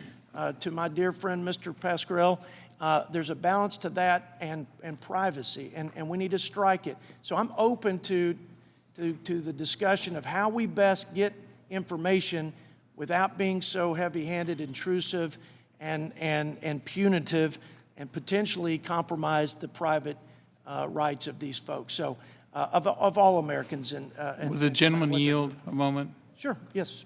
So, I yield Mr. to- Arrington, thank you for your points there. I just want to respond to my friend from New Jersey about campaign contributions. So I just looked at opensecrets.org that tracks campaign contributions 2019-2020. Shows that private equity, contributions are almost split equally between the parties. They've contributed more to Joe Biden than Mitch McConnell, more to Pete Buttigieg than Senator Susan Collins, on and on and on. I guess here's my point. Rather than try to impugn the motives of each other, why don't we stick to the policy here, which I think, while we strongly disagree with this bill, we actually do agree on the need to have more information about all these investments, the mergers, the acquisitions, and what it really means to both patients, quality care, and the cost of care. I actually think that's where we have the middle ground. And Mr. Arrington, I yield back to you. I couldn't have said it better myself, Mr. Ranking Member. You're my senior Texas member, so I would expect you to be more succinct and articulate than this country boy. But I think the point's been made. Mr. Chairman, I yield back. So let me recognize the gentleman from Philadelphia, who I think might have a chance to elevate the argument based on a visit I made to Philadelphia to meet with all of his hospitals. The gentleman from Pennsylvania is acknowledged to strike the last word. Mr. Chairman, I move to strike the last word. Gentleman's recognized. Thank you, Mr. Chairman. Mr. Chairman, miners have a way of putting a canary in the mine. And the purpose of putting the canary in the mine is for the purpose to see if that canary smells gas. What you have drafted here is an example of a canary in the mine. I'd like to offer my support for transparency in healthcare investment. Private equity investment in healthcare space have grown significant in recent years. While private capital has many cases brought innovation into healthcare, it has also brought some challenges. For example, I come from Philadelphia, which until very recently was home to Hahnemann University Hospital. Hahnemann was established in 1848, but was purchased by private equity investors in 2018. A little over a year ago, significant financial losses, it was announced that Hahnemann was filing for bankruptcy and would be closing the doors. Located in Center City, Philadelphia, Hahnemann has been a fundamental institution in Philadelphia healthcare landscape. The hospital was a key safety net in our community, serving close to 150 room patients each day, many of whom within walking distance and even relied on hospital for primary care. Hahnemann bankruptcy closure shook our community. It resulted in the loss of key provided patients, trust relied on, and the loss of jobs for dedicated employees, orphan medical residents, and increased hardship on neighbor area hospitals. What happened to Hahnemann can happen. It has happened on hospitals in urban and rural communities all across the country. I support the Transparency Act and Healthcare Investment Act because it brings private equity business practices up to speed with reporting. That's all it does, Mr. Chairman. It's sort of as that canary in the mine. It smells gas and it just reports. That's all you're doing, Mr. Chairman. You are reporting being done by other health care providers, including not-for-profits. There is a common sense approach to increasing transparency for private equity in healthcare so that we can have better protection of our patients, taxpayers, and healthcare community. That canary in the mine, Mr. Chairman, the only thing it does is smell and alert the miners and the owners is do they smell gas. That's all you're doing, Mr. Chairman. The only thing you're doing is alerting all of us that this could be a problem. And there's nothing wrong with transparency and openness. And I compliment you, Mr. Chairman, for coming to Philadelphia, the city of brotherly affection and sisterly affection, the city where it all started, where the first hospital that Ben Franklin on 8th Street is called Pennsylvania Hospital. That was the first hospital in America, and it was established by Ben Franklin. So I think it is significant, Mr. Chairman, that you are just attempting to open all our eyes up, because I do not believe this is Democrat or Republican, conservative or liberal. Only thing this is for the sake of the patients and the taxpayers and the community. Hahnemann Hospital has been around since 1848. It's a perfect example, Mr. Speaker, or Mr. Chairman, that basically is long overdue. I compliment you and yield back the balance of my time. Thank you. I thank the gentleman. Let me recognize the gentleman from Nebraska, Mr. Smith, to strike the last word. Thank you, Mr. Chairman. I do have a question for Mr. Bartold, if possible.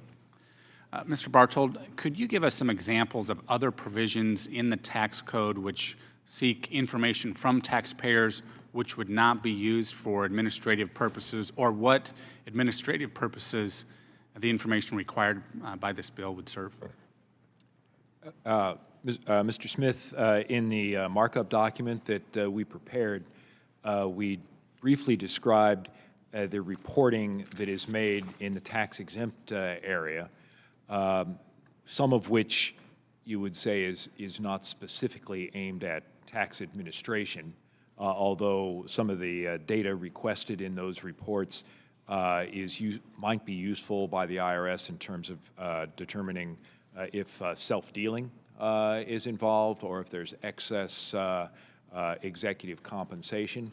But the general thrust of that reporting is to provide information about charitable purpose expenses and the like. That's, in terms of present law, that's the extent to which information that's made publicly available might be a bit of a parallel to the legislation before you today. There are, of course, many other reporting requirements that we impose upon taxpayers to help verify compliance with the Internal Revenue Law, reporting on your wage income, interest, dividends, a number of other business transactions. And so would excessive executive compensation, would that be defined specifically? I was using the term excessive executive compensation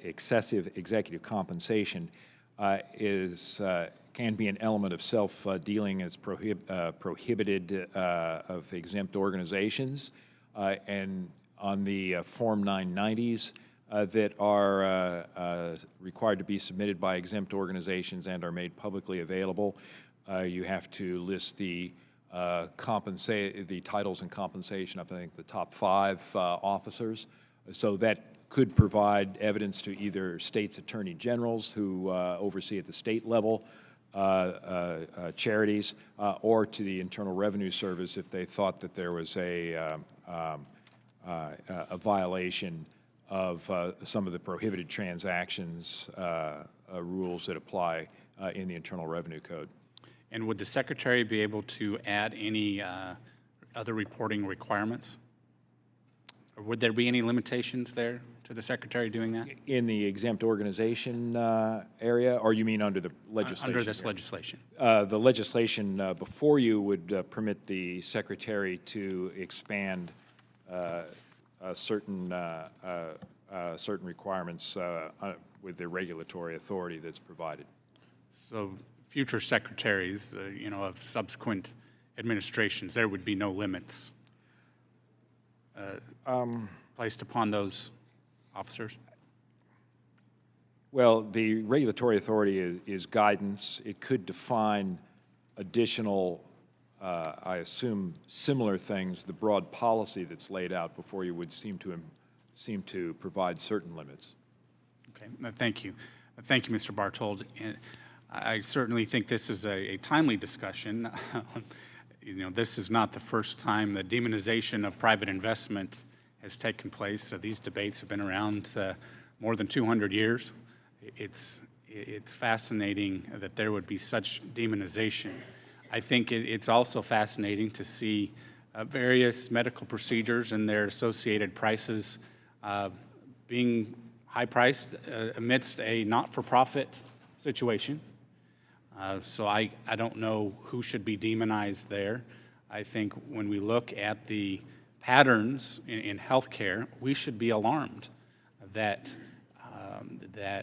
we're seeing some of those patterns, but demonizing, market participation, be it private investment or the participants themselves engaging in exercising their options and their choices in the marketplace provided. And America is a big country, many different communities across America of varying sizes. I hate to see that demonization of investment, of private investment especially, would take place, and I hope we can reject this legislation. Thank you. I yield back. Thank the gentleman. Let me recognize the gentleman from Pennsylvania as well, Mr. Boyle, to strike the last word. Thank you, Mr. Chairman. To strike the last word. Gentleman's recognized. I applaud this committee for taking action to curb private equity's entrance into the healthcare space in a most irresponsible way. And I just want to underscore what my fellow Philadelphian said about 5 minutes ago, because this is an issue in which I have been working on as well, and many others in my community, as well as at the state legislative and city level. As my colleague Mr. Evans described, we really saw this play out recently, just about 4 months ago, in the worst possible way. A private equity firm based out of California bought numerous hospitals only to run them into the ground to make money off the backs of the community's most vulnerable patients. This firm took Hahnemann Hospital, a safety net hospital that served Philadelphia's low-income and high-risk populations for over a century, and gutted it for parts to sell in bankruptcy court. They cut costs, closed wings, and eventually shut down operations of the hospital, leaving the remaining healthcare facilities in the area to pick up the pieces. But they managed to hold on to the physical property of the hospital, a highly desirable lot in the downtown area with incredible redevelopment value. Interested only in potential gains, the firm, American Academic Health System, and their CEO, Joel Friedman, let greed supersede the health safety of our community. We cannot continue to let these for-profit entities treat patients like pawns in their business ventures. So the reporting requirements established in this bill and the penalties for non-compliance with the regulations represent a strong first step as we seek to hold private equity accountable in this space. So I strongly support this bill. I will be voting yes and urge my colleagues to do so. And in just the time I have remaining, I want to briefly make a pitch for another bill that I have that would ensure no other community faces a situation like Hahnemann in which a hospital can suddenly close. It is legislation that would ensure any hospital looking to close would give 90 days notice, so that way the community can plan for those patients that will suddenly be dumped on the street. Thank you, and I yield back. Thank the gentleman. Let me recognize the gentleman from Illinois to strike the last word. Mr. Davis. Thank you, Mr. Chairman. As I listen to the discussion, it reminds me of a number of things that I've observed. One, my father used to tell us when I was a kid that a little knowledge is a dangerous thing. He used to say that you got to drink deep because shallow drinking intoxicates the brain. And it seems to me that, Mr. Chairman, all that you're doing with this bill is trying to bring us information so that people can know what is happening, who's causing it, and what it is. I think we've all experienced instances. I've just had one where a hospital closed in my community. And yeah, managing hospitals is not easy, but I can tell you the not-for-profits hang on when it seems like there's nothing left but the will to do it. And so having information to know the ownership of entities, of businesses, and who actually is pulling the strings or making the decisions, all that you're doing is opening up the flow of information. So, Mr. Chairman, I commend you for this legislation, for providing an opportunity for people to know, because I agree that a little knowledge is a very dangerous thing, that we got to know what's going on. I yield back. I thank the gentleman. Is there anybody else who would like to be recognized to strike the last word? Hearing none, we will proceed to the amendment stage of the markup. Are there any amendments to the amendment in the nature of a substitute? The ranking member, Mr. Brady, is recognized. Thank you, Mr. Chairman. I have an amendment at the desk. Mr. Chairman, Gentlemen, I reserve a point of order. gentleman from California, Mr. Thompson, has set aside a point of order. Pass out the amendment. Thanks.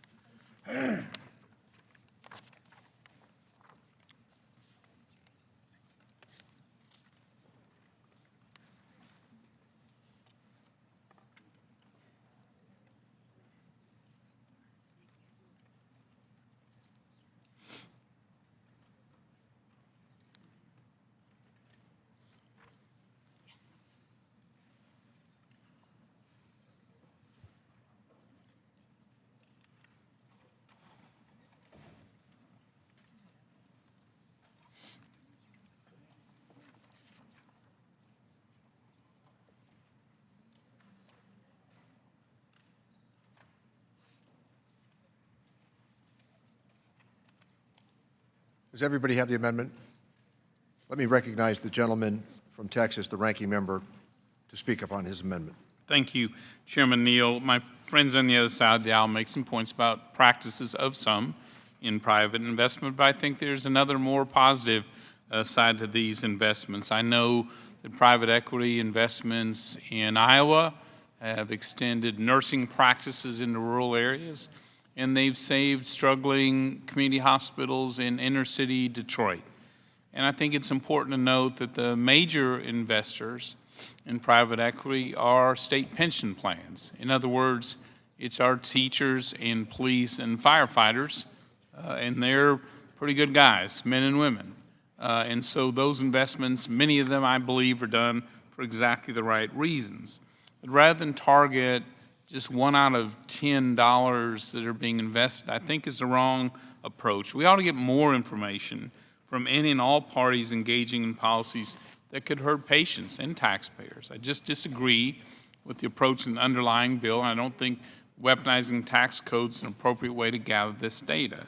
But in an attempt, I think, to meet my colleagues halfway, I offer this amendment. Let's ask the Comptroller General to do a comprehensive report and track down how federal subsidies change when all healthcare organizations and investors engage in acquisitions. So what happens to federal spending and costs when a big hospital buys a little one? What happens when there's only one insurer offering ACA exchange plans in a given area? And if there's other information policymakers on this committee are missing, well, let's identify that too.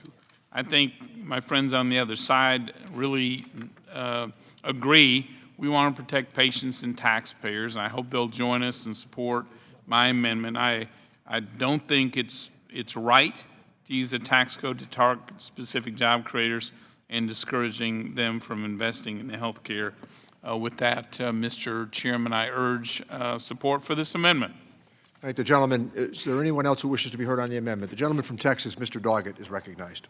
Thank you, Mr. Chairman. I do oppose the amendment. I believe that it takes a useful tool to provide us more insight into this problem that the chairman has offered and converts it into essentially a strong letter. So a GAO report is fine, but it's no substitute for the measure that the chairman has advanced. I want to just expand on how related this is to the surprise billing problem. For hospitals that have outsourced emergency room physician staffing, 2 private equity firms, KKR and Blackstone, swallowed up 30% of the market as of last year. It involves 80,000 health professionals nationwide. The impact is very far-reaching. And we saw in the video the effect of what KKR did. Blackstone's Team Health has a different model. They used the threat of their doctors going out of network to demand higher prices, and according to the Yale study, the spikes occurred up to about 68%. Patients are the ones who ultimately have to foot the bill, either with a surprise bill or with higher premiums. Now, I want to respond very briefly to the claim that this measure, the overall measure, is about demonizing private investment. In Austin, I have a number of private equity companies. They can contribute to competition in the industry by identifying weaker companies, investing additional capital, or eliminating efficiencies. And there is no attempt in this underlying legislation to say that all private equity is evil. The problem in healthcare is that we can see what the impact has been in spiking prices, particularly on emergency room services, and increasingly private equity investments as medical practices have consolidated more and more in different specialty areas. They're investing significantly in those practices. If we are to be able to provide affordable health care costs to people, that impact needs to be examined and evaluated thoroughly by the committee. I believe that the chairman's approach is a constructive one that will get us the information to look specifically at this area that is so important to us in containing health care costs, and get the data to go beyond the Yale study and see what further legislative action is necessary. I urge a rejection of the amendment. Is there anybody else who wishes to be heard on the amendment? The gentleman from Georgia, Mr. Ferguson, is recognized. Thank you, Mr. Chairman. You know, when we look at this, I find all too often that there seems to be a punitive mode instead of trying to find out what is actually causing this problem. And looking in a more broad-based way at both the initiators and sustainers of this problem, I think is important, and that's why I support this amendment. For example, when we're talking about private equity right now in the system, well, how did it get there? Why did it get there? We're not looking at the changes in emergency room admissions that occurred from the mid-90s to the early 2000s. Why did all of a sudden did emergency room admissions jump at almost twice the rate of the population growth? How did we, so we look at that. During that same time frame, admissions to hospitals jumped almost 50%, and 50% of those admissions came from the emergency room department. And those were, in some cases, the most profitable parts of all of this. This is a much deeper dive. We need a much deeper dive into this than simply looking at private equity. We need to be looking at a lot of different facets here and understanding what started this and how we got to this point. And I don't think that the original text goes and looks at it in that way. It looks as though we are fixing to go into a punitive mode instead of addressing how we got there. So that's one reason I support Mr. Brady's amendment, is I think it's a much different approach. It gives us a chance to look deeper into this and at a broader base of reasons why this is occurring. With that, I yield back. Thank the gentleman. Does the gentleman from California continue to insist on his point of order? Mr. Chairman, I withdraw my point of order. The gentleman has withdrawn his point of order. On the amendment, Mr. Pasquale is recognized. This is an amendment which is no more than a one-shot deal. In other words, get this report that's supposed to make everybody's bellyache better. This has been constructed in such a way, the amendment, to pass over real transparency, which you asked for, not in a punitive way, but to keep everyone honest to the task. And it's contrary to what you were proposing here today, I would hold. This is serious business. Nothing trumps disclosure. Nothing trumps disclosure.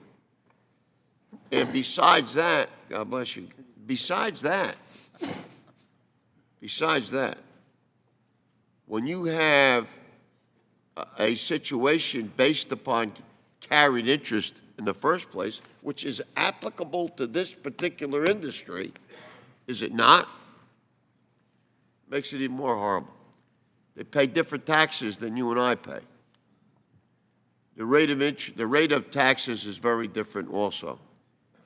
Why are we doing this to ourselves when we allow certain parts of the economy and certain industries not to deal in the tax burdens that every American has to deal with day in and day out? And we say, well, don't we want their investment? Of course we want investment. This is not an attempt to suffocate investment. It's a case of protecting the consumer, the patient. That's what we're after. And I believe that your amendment, Mr. Chairman, is to the point of getting some reform and getting some transparency. First Amendment is a report. We got a report stacked up in every office building, every office on this complex, on the campus. We got enough reports.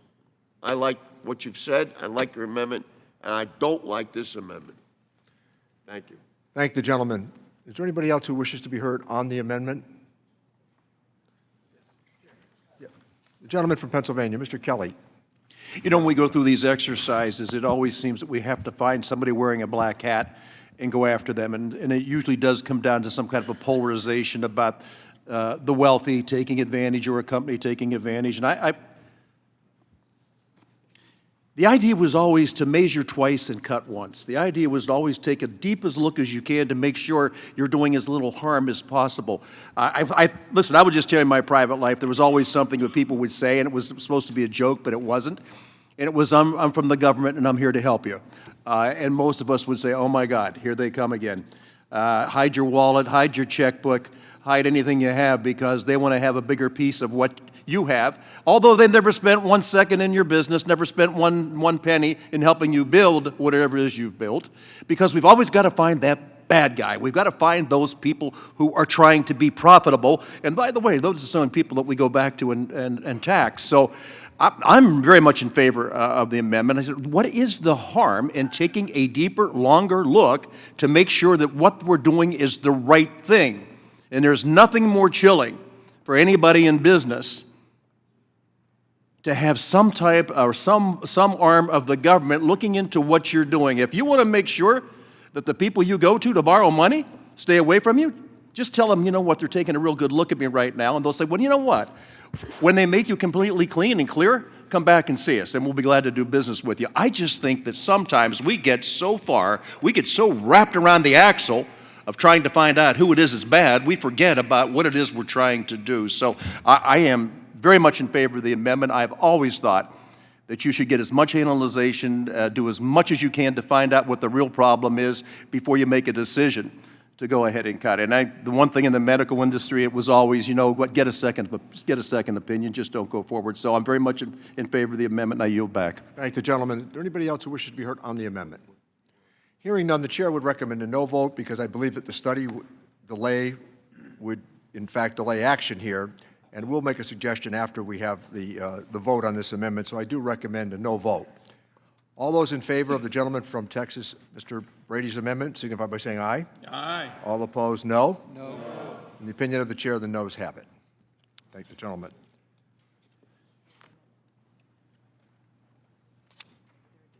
Yeah. Are there any additional amendments? Mr. Chairman, I have an amendment at the desk. The gentleman from Texas, Mr. Chairman. Mr. Doggett, is recognized on the amendment. Mr. Chairman, I reserve a point of order. Mr. Thompson has reserved a point of order, and the gentleman is recognized to proceed once we pass out the amendment. Sure.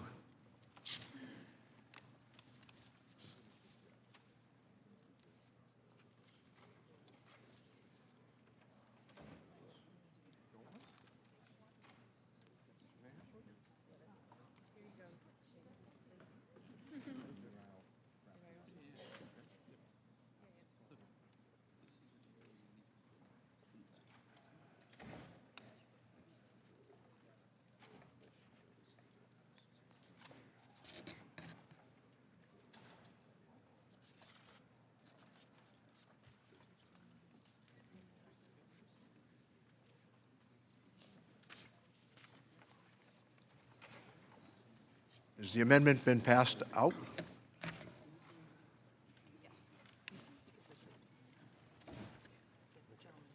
The gentleman should proceed. Thank you, Mr. Chairman. While it's impossible to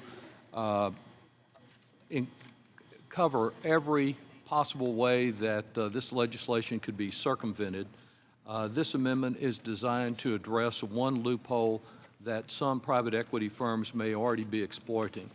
In some states, private equity companies are prohibited from having an ownership interest in a medical provider.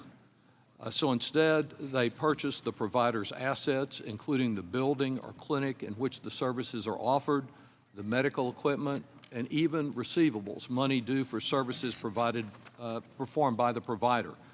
Under such an arrangement, the physicians or healthcare providers may nominally own their own medical practice, but they would not own any of the assets that are necessary for its operation. My amendment simply grants authority to ensure that a private equity-backed firm owning the assets of a medical provider will satisfy the owner requirements that mandate transparency. I'll be working with Chairman Neal and his staff to ensure that through the legislative process, this and other loopholes are fully closed, and I move adoption of the amendment. Thank the gentleman. The chair is prepared to accept Mr. Doggett's amendment. I understand that my staff has worked with your staff on the language you've presented here. The language in this amendment provides Treasury with an opportunity to address the unusual situation your amendment envisions, wherein ownership is structured through ownership of assets rather than the stock of the medical provider. We will work to ensure that the committee report reflects details of this structure and are open to refinements as the bill progresses through the House to assure that any abusive situations such as the one described here are captured. And with that, I'm prepared to accept the gentleman's amendment. I assume that means I'm going to withdraw my point of order? We're going to ask you that right now, Mr. Thompson. Withdraw my point of order. The gentleman has withdrawn his point of order. Is there anybody else who wishes to be heard on the amendment? The gentleman from Texas, the ranking member, Mr. Brady, is recognized. Mr. Chairman, I'll be brief. I think this is a mistake. It expands the bill. It doesn't fix the underlying problems. We're frankly fine with you accepting the amendment. We oppose the underlying bill in the final form. Thank you. Is there anybody else who wishes to be heard on the gentleman's amendment? All those in favor of the amendment signify by saying aye. Aye. Opposed, no? No. In the opinion of the chair, the ayes have it. Is there any other member who wishes to offer an amendment? Where are we here? If there are no further amendments, the question is on the adoption of the amendment in the nature of a substitute. All those in favor signify by saying aye. Those opposed, no. No. In the opinion of the chair, the ayes have it, and the amendment in the nature of a substitute is agreed to. I will now recognize Mr. Thompson for the purpose of offering a motion. Mr. Chairman, I move that the committee favorably report H.R. 5825 as amended to the House of Representatives. The question is on favorably reporting H.R. 5825 as amended. All those in favor signify by saying aye. Those opposed signify by saying no. No. In the opinion of the chair, the ayes have it. The motion is agreed to, and H.R. 5825 as amended is ordered favorably reported to the House. Without objection, staff are authorized to make technical and conforming changes to the bill, and members have 2 additional days to file with the committee clerk supplemental, additional, dissenting, or minority views. And the suggestion that I would offer, based upon, I think, the sound intentions of all members of the committee, is I urge that the staff of the Ways and Means Committee on both sides, and Mr. Brady and I, detail a very carefully crafted request to have GAO study the many questions that were raised today. The chairman, I think the ranking member is perhaps open to that. Yep. The final bill we will consider today is H.R. 5826, the Consumer Protections Against Surprise Medical Bills Act, which I am proud to have authored along with the ranking member, Mr. Brady. This bipartisan legislation puts patients first, ensures that the Ways and Means Committee maintains its jurisdiction, and protects the patient from balanced bills, enhancing the consumer protections, requiring greater transparency, and empowering patients with information about their health care costs. Our approach recognizes the importance of private market dynamics between insurance plans and providers, and it includes an independent mediated negotiation process to resolve billing disagreements. I want to acknowledge in particular the good work of the gentleman from New York, Mr. Swazi, on this issue and recognize him for the purpose of an opening statement. Mr. Swazi. Thank you, Chairman Neal, and thank you, Ranking Member Brady. It was a privilege to work so closely with you and your staffs in a bipartisan way over the past few months as we worked together to try and put an end to the surprise billing crisis. In crafting this bill, we had three primary objectives. First, and most importantly, protect consumers and patients. Second, ensure that health care providers, including hospitals and doctors, and payers, including insurance companies and self-funded plans, are incentivized to resolve their differences amongst themselves. Third, ensure that no single party is treated unfairly or improperly burdened. The Ways and Means Committee has crafted the bipartisan Consumer Protections Against Surprise Billing Medical Bills Act, which has the strongest patient protections of any legislation introduced. Our bill protects consumers from receiving surprise medical bills such that when a patient receives unexpected out-of-network care at an in-network facility, or when an emergency patient is delivered to an out-of-network emergency room, they're only responsible for paying the cost of in-network treatment. This ensures that nobody will face the fear and potential financial ruin that comes with surprise medical bills. However, our bill not only protects consumers from surprise bills, it also creates new protections and adds transparency to the healthcare market, making it the most patient-friendly surprise billing solution released to date. Our bill will require the following.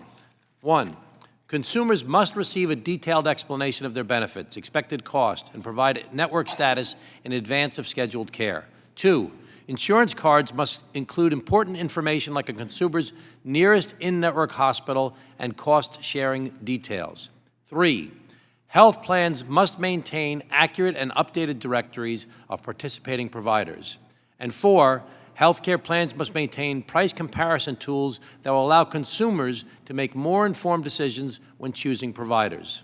These are just some of the important consumer protections that are included in our bill. Unfortunately, there have been attempts to hijack our efforts to solve the surprise billing crisis. One side, some that have profited from surprise medical bills, have tried to kill this legislation.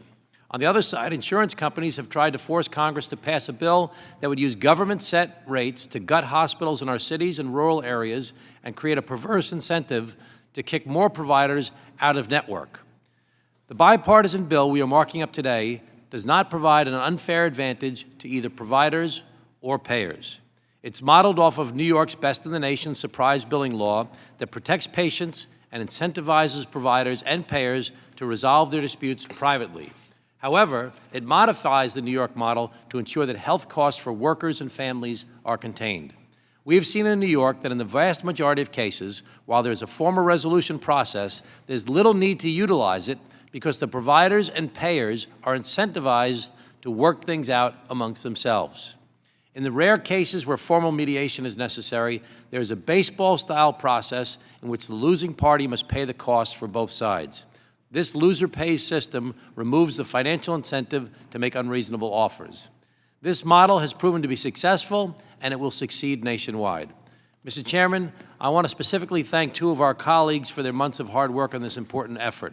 First, former Secretary Donald Shalala, whose health care credentials are beyond reproach and who has been a tireless advocate on behalf of at-risk hospitals. Second, former New York State Assembly Majority Leader Joe Morelli, who played a vital role in crafting New York's best-in-the-nation surprise billing law. At this time, Mr. Chairman, I ask unanimous consent to submit for the record the following letters supporting our efforts today to address surprise medical billing, who are all issuing letters of support in favor of our legislation. The American Hospital Association, the American Medical Association, the Federation of American Hospitals, America's Essential Hospitals, Association of American Medical Colleges, Catholic Health Association of the United States, the Healthcare Association of New York State, the Massachusetts Health and Hospital Association, the Massachusetts Medical Society, and AARP. So ordered. Mr. Chairman, I strongly urge the passage of this bipartisan, patient-first, balanced legislation, and I yield back. I want to thank the gentleman. I want to recognize Ranking Member Brady and thank him personally and professionally for the contribution that he has made to this legislation. Thank you, Mr. Chairman, and right back at you. Thank you for your thoughtful approach in this with your staff and our members together. So too many Americans are getting hit by surprise medical bills, but we're getting closer today to to our shared goal of banning them. And as we're making this great progress, this committee's contribution is absolutely vital to this debate. I worry about this Austin school teacher, very fit, was hit with a widowmaker type stroke, came home and got hit with a $110,000 surprise bill. But I worry more about a married mom I know and work with in Conroe, Texas. They've got 3 kids. Her husband, a baseball coach, had emergency appendectomy. Thankfully, we have great health care, you know, in America and certainly in Houston. But afterwards, they got hit with a $3,500 bill from a specialist and a $4,000 bill in the ER. Look, they have 3 kids, perfectly spaced, so they're paying college costs for 12 years in a row. They don't have that kind of extra money. And I worry, I think, more about how often that happens to families around this country. Our bill fixes it. It has 3 tenets we've agreed on. They hit the sweet spot between protecting patients and fixing flaws in our healthcare system. We ban surprise medical bills. We require that patients receive a true and honest bill ahead of scheduled procedures. And overall, we ensure both parties get to make their full case in settling disputes between healthcare providers and insurers. No American ought to be exploited in an emergency situation or when undergoing scheduled procedures that they think they'll be covered for. When a patient undergoes an operation recommended by his or her doctor, does everything they can to make sure it's covered with their insurance, there should be no surprise bill sent to their mailbox months later to pay a doctor they had no clue they'd be seeing that day. Same goes for emergency situations. No patient, especially when calling 911 in a life or death situation, should have to worry about bankrupting-sized bills down the road. Our bipartisan approach recognizes the importance of private market dynamics that are in play between insurance plans and healthcare providers, which is why we include an independent, mediated negotiation process if they need it. It's a tricky balance, no doubt, but we believe our legislation that we arrive at a method that will encourage all parties to settle their dispute on their own. They have to turn the federal framework. We avoid giving any party undue leverage. Our process is efficient, simple, and ensures there isn't a one-size-fits-all solution for out-of-network care. There's no price floor for a healthcare provider to enter a dispute. It doesn't matter if the surprise bill is $100, $100,000. They have a right to fight for fair reimbursement and include all the relevant facts. That's guaranteed. The same fairness is guaranteed to the insurer as well. We also require that patients receive this true and honest bill ahead of scheduled procedures, and every player in the healthcare system, we say, needs to play a role, from the hospital, the insurance company, the healthcare provider, in educating patients about their care ahead of time. We also increase the amount of information patients have asked for. We want to reduce the confusion, which is why our bill requires the health insurance company to maintain updated and accurate information about what is covered under a patient's plan and how much it's estimated to cost. Patients should be able to shop for their health insurance like they do everything else, and insurance companies need to be, and I think want to be, responsive to their customers. That's how it works in every market. So this includes all potential aspects of a procedure. Consultation is covered under the patient's plan, but the blood test the doctor is requiring is not. The patient ought to know that ahead of time. Our bill also offers help and security for patients who are uninsured or choosing to pay for their procedure with cash. For these individuals, providers will be required to share cost estimates directly with the patients before a procedure. If a final charge is significantly higher than cost estimate, then that final payment will be determined through mediation. In closing, we will continue to work with all parties to improve the bill as it moves forward. We believe a bipartisan, bicameral consensus is needed, and it should be clear. Republicans are determined to work with our Democrat friends to get this done. We support the President's efforts to get this done. It's important for Congress to deliver a bipartisan consensus bill to the President's desk this year that ends surprise medical bills. So I believe our bipartisan bill achieves that balance. And I want to close with this, Mr. Chairman. In regard to air ambulances, we know nearly 70% of the time patients have received surprise medical bills with air ambulances, often charges that can be staggering, and we're committed to ending surprise medical bills in these situations true as well. The truth is, this is a service that saves lives in rural communities and in every state. These rural areas rely on air ambulances. Instead of leaving rural patients behind, our bipartisan approach in this bill is to collect cost information on air ambulances over the next year so Congress can reach an informed decision about how best to end surprise air ambulance bills without harming rural communities. We can and must do both, and our bill does it all without increasing health care costs. So I encourage all my colleagues to support this very thoughtful legislation today. Thank you, Mr. Chairman. Thank the gentleman. The committee will now proceed to consideration of H.R. 5826. Without objection, the measure will be considered as read and open for amendment at any point. At this time, I offer an amendment in the nature of a substitute, which was distributed in advance, along with a green sheet explaining it. Without objection, the amendment in the nature of a substitute shall be considered as read, open for amendment at any point, and considered base text for the purpose of the amendment. Now let me turn to Amy Hall, the Staff Director of the Subcommittee on Health, to provide a technical description of the amendment in the nature of a substitute with an emphasis on the changes made since introduction. I ask that members hold their questions until after her presentation. Thank you, Ms. Hall. Thank you, Chairman Neal and Ranking Member Brady, members of the committee. H.R. 5826, the Consumer Protections Against Surprise Medical Bills Act of 2020, introduced by Chairman Neal and Ranking Member Brady, amends the Public Health Service Act, Employee Retirement Income Security Act, and Internal Revenue Code to protect patients from surprise medical bills. Section 1 is the short title and table of contents. Section 2 provides consumer protections for surprise medical bills for emergency services. In this section, a patient receiving an emergency service at an out-of-network facility, including post-stabilization services, is protected from surprise medical bills. Section 3 provides consumer protections for surprise medical bills for non-emergency services performed by non-participating providers at in-network facilities. Section 4 provides for consumer protections through external review. Section 5 provides additional transparency requirements for consumers. In that section, subsection F improves requirements to keep provider directors up to date, ensuring that health plans have a process to update and verify information for consumers.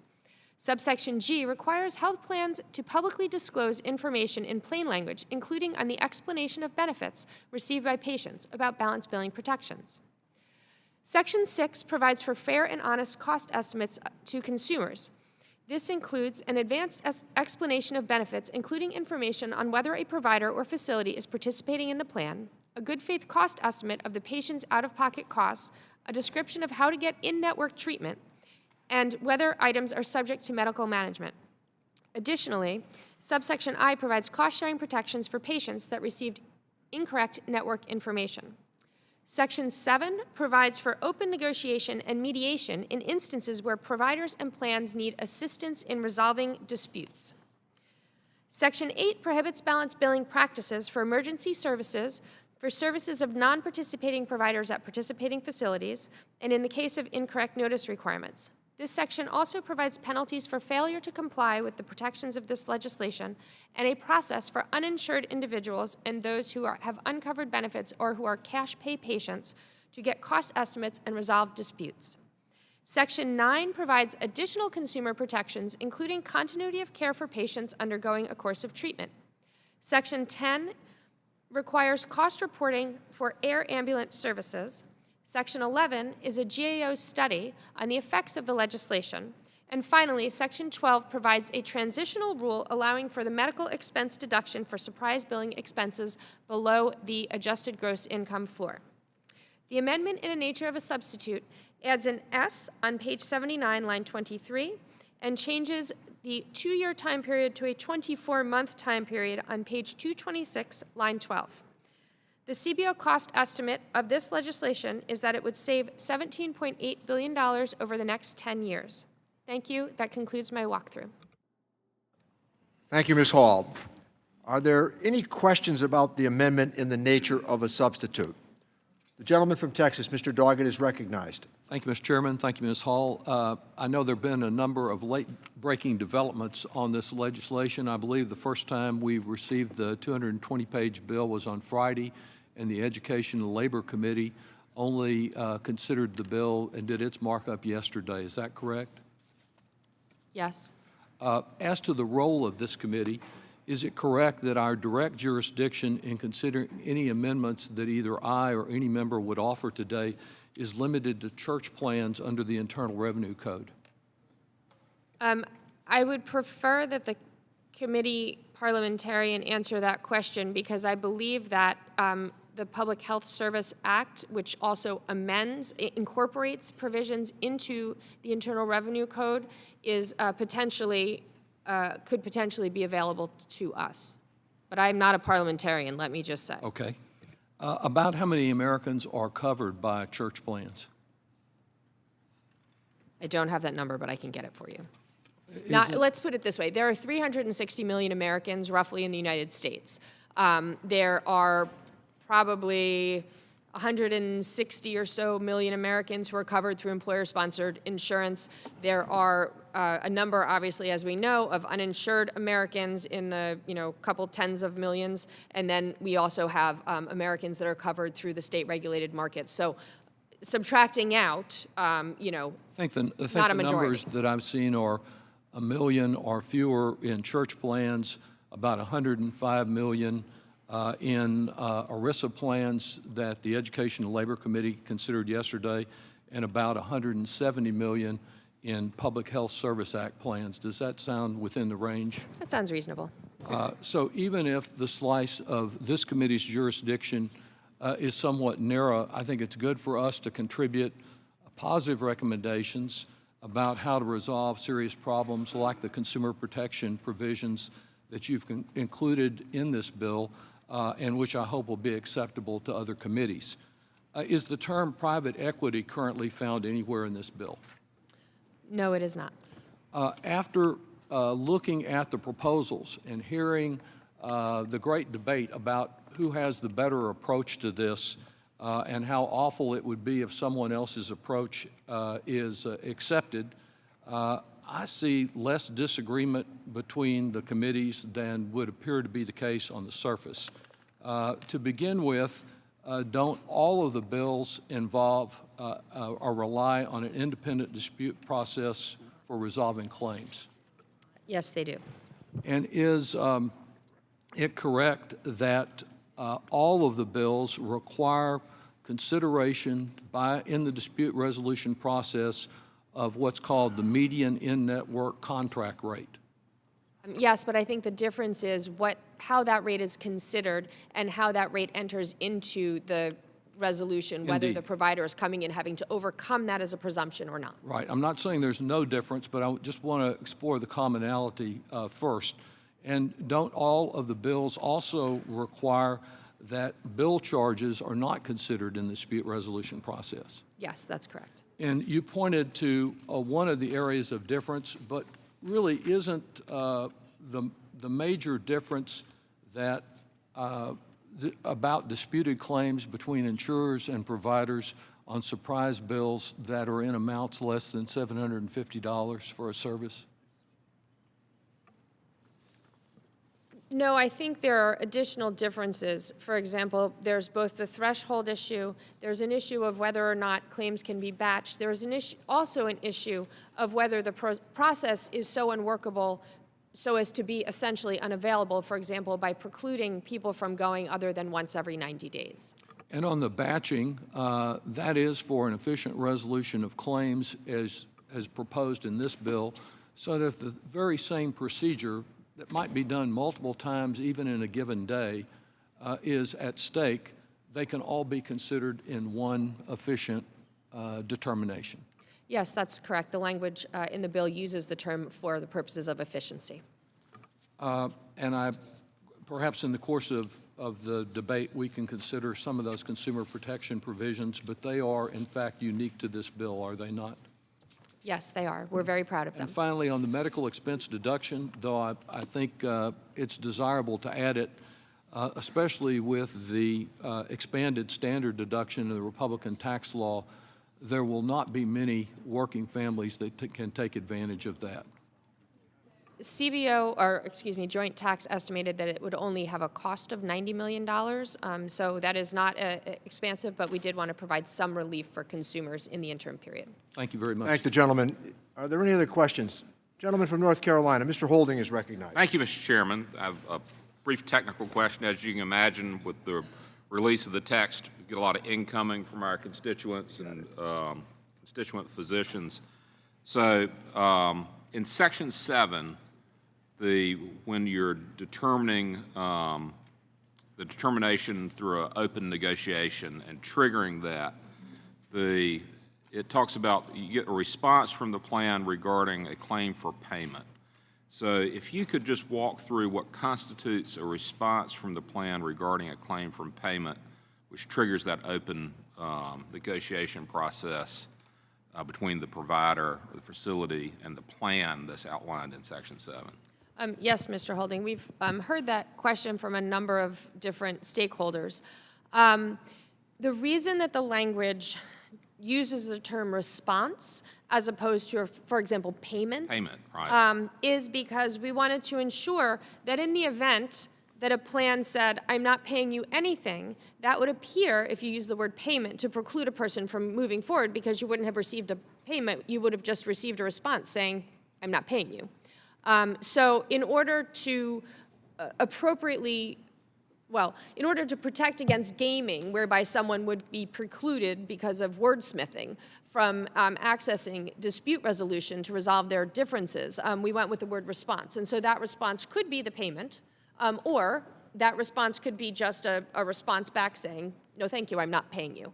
And there's other language in the legislation on page 179, line 22, that makes clear that there is an obligation, nothing in this bill is undoing or precluding any existing obligations of the plan to make payment to a provider for a service rendered for a covered beneficiary. Good, because as you can imagine, the providers, our doctors, are concerned about getting paid at the end of the day. And we certainly want them to be there for us, and if they're not able to earn a living, they won't be. But thank you for clarifying that for me. Thank you, Mr. Chairman. Thank the gentleman. Are there any further questions of Ms. Hall? Mr. Davis is recognized. Thank you, Mr. Chairman. H.R. 5826 tackles one of the most complex and most challenging issues facing healthcare delivery from both the consumer as well as the provider side of the equation. Therefore, I simply commend to you, Ranking Member Brady, Mr. Panetta, and all of the co-sponsors of this measure, which deals with the issue of surprise medical billing.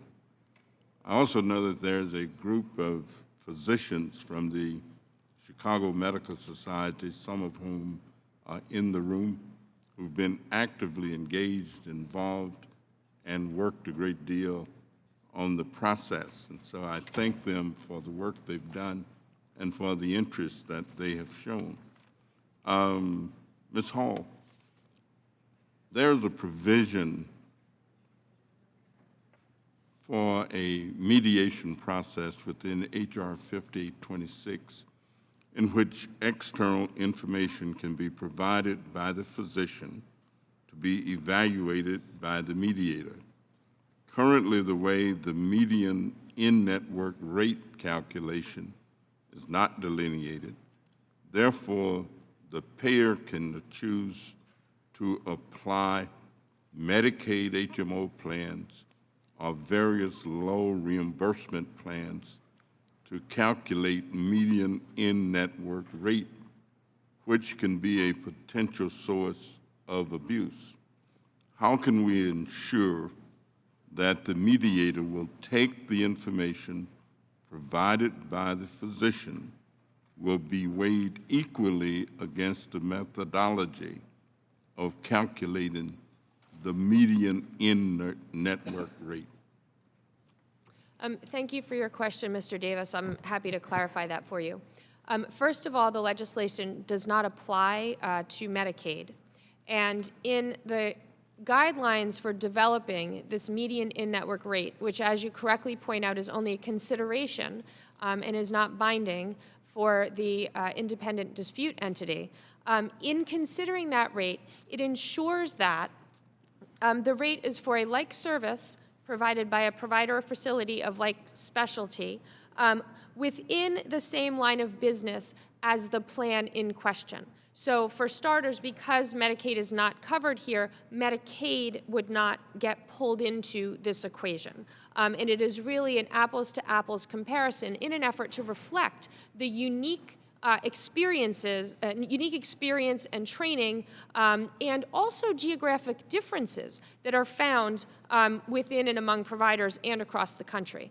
To your the second part of your question, where you talk about other things that the dispute mechanism would consider, the legislation clearly lays out the way this process works.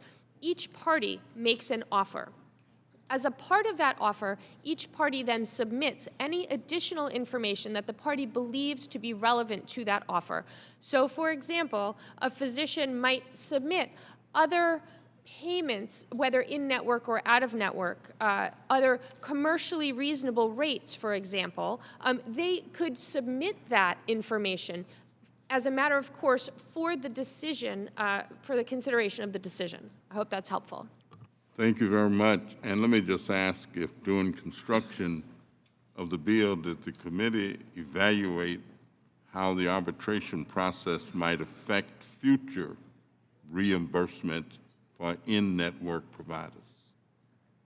That's an excellent question as well. And you are correct, both Chairman Neal and Ranking Member Brady were concerned about the effect that a hard and fast benchmark rate could have on provider sustainability going forward.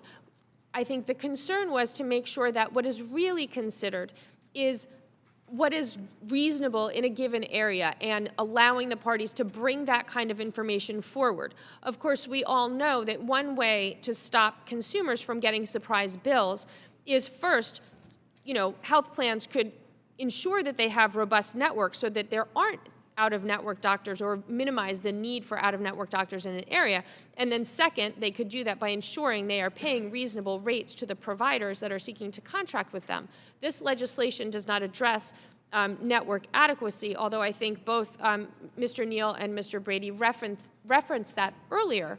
But we wanted to be very careful to ensure that there wasn't a race to the bottom, for example, whereby plans would try to depress the rates and then lowball, essentially, provider payment. Thank you very much, and I'm sure that both providers and consumers will greatly benefit from this legislation. I yield back. Thank the gentleman. Are there any further questions of Ms. Hall? We will now proceed to offer the opportunity for members who wish to strike the last word. Chair would recognize the gentleman from California, Mr. Thompson, to strike the last word. Thank you, Mr. Chairman. I move to strike the last word. Gentleman's recognized. Mr. Chairman, thank you for holding this markup today, and thank you to everyone who worked so hard on this important bipartisan legislation. Surprise medical bills affect Americans in every district in our country. All of us have heard the stories. The $100,000 heart attack bill, the $50,000 ambulance ride, the $20,000 broken wrist, the $12,000 pain meds. These are all charges that come after the insurance companies have paid the bill. We've all heard about this at home. In fact, I have literally heard about it at home because it happened to my wife.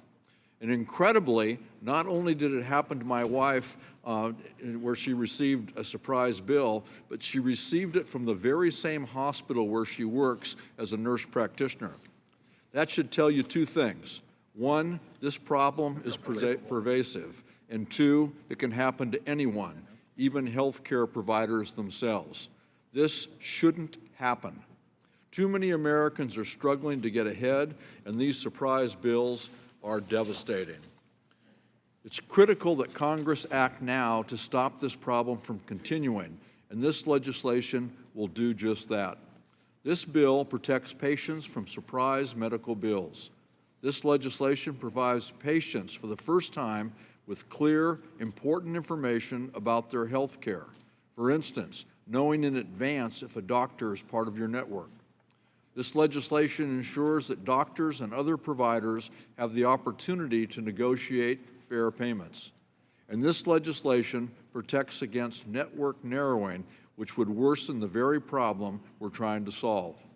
Now, I want to be clear, as this debate develops and the various proposals are considered, that the criteria outlined for mediation in this legislation are not intended to create a de facto government-set payment rate. It's critical that provider-payer disputes be settled in an unbiased, fully informed way by a mediator who considers all relevant information. And I look forward to working with my colleagues to ensure that our final legislation achieves that goal. Mr. Chairman, this legislation is bipartisan, it's common sense, and it saves taxpayers billions of dollars. This bill protects patients without threatening access to care, and I'm proud to support it. Thank the gentleman. Let me recognize the gentleman from Ohio, Dr. Winstrup, to strike the last Thank word. you, Mr. Chairman. Mr. Chairman, I'd like to thank you and Ranking Member Brady for the fine work you did together, and including all of us in that process to get this bill done. And it's my honor to strike the last word on this bill. Gentleman's recognized. One of the things that I really want to point out is how much we've increased transparency. You know, I can remember more than once a patient coming to me upset. They made an appointment with me, and when they got to the office, they found out I wasn't in their network because the insurance company kept listing me in their network for about 2 years after I got out of their network. This takes care of situations like that. The listing must be up to date. Patients need to know who's in their network and who's not, especially when we're talking about elective situations. There's really a few things that we want to accomplish with this over and over again. We want to take the patient out of the debate, and we want to incentivize insurance companies to want to have more doctors in network, and at the same time, make sure that we're not incentivizing them to put doctors out of their network where it would behoove them to be in that situation. This is really all about the patient.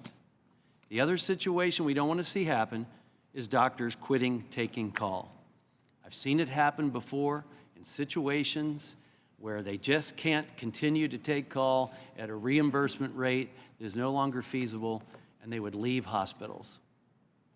What actually would happen is the hospital would start paying you to be on call, whether you saw a patient or not. That does not drive down costs, folks. And that's a problem when it comes to access to care. So I think this has been very well crafted, and I look forward to continuing this. One of the things that's in the bill is a two-year review, that we look back and make sure that those unintended consequences are not happening. Because if they are, then we need to address that. When I first got into practice, before I got into a large group, I took over a practice of a doctor retiring. And he one time said to me, he goes, I always found that patients got better as soon as their bill was paid. Now, I don't know if that's true or not, but I would say that when patients don't have certainty of that, when they don't know what's going to happen, it creates a lot of anxiety for them. And that anxiety, I can tell you, does not help them get better any faster. This bill will expedite that whole process, and it does it fairly.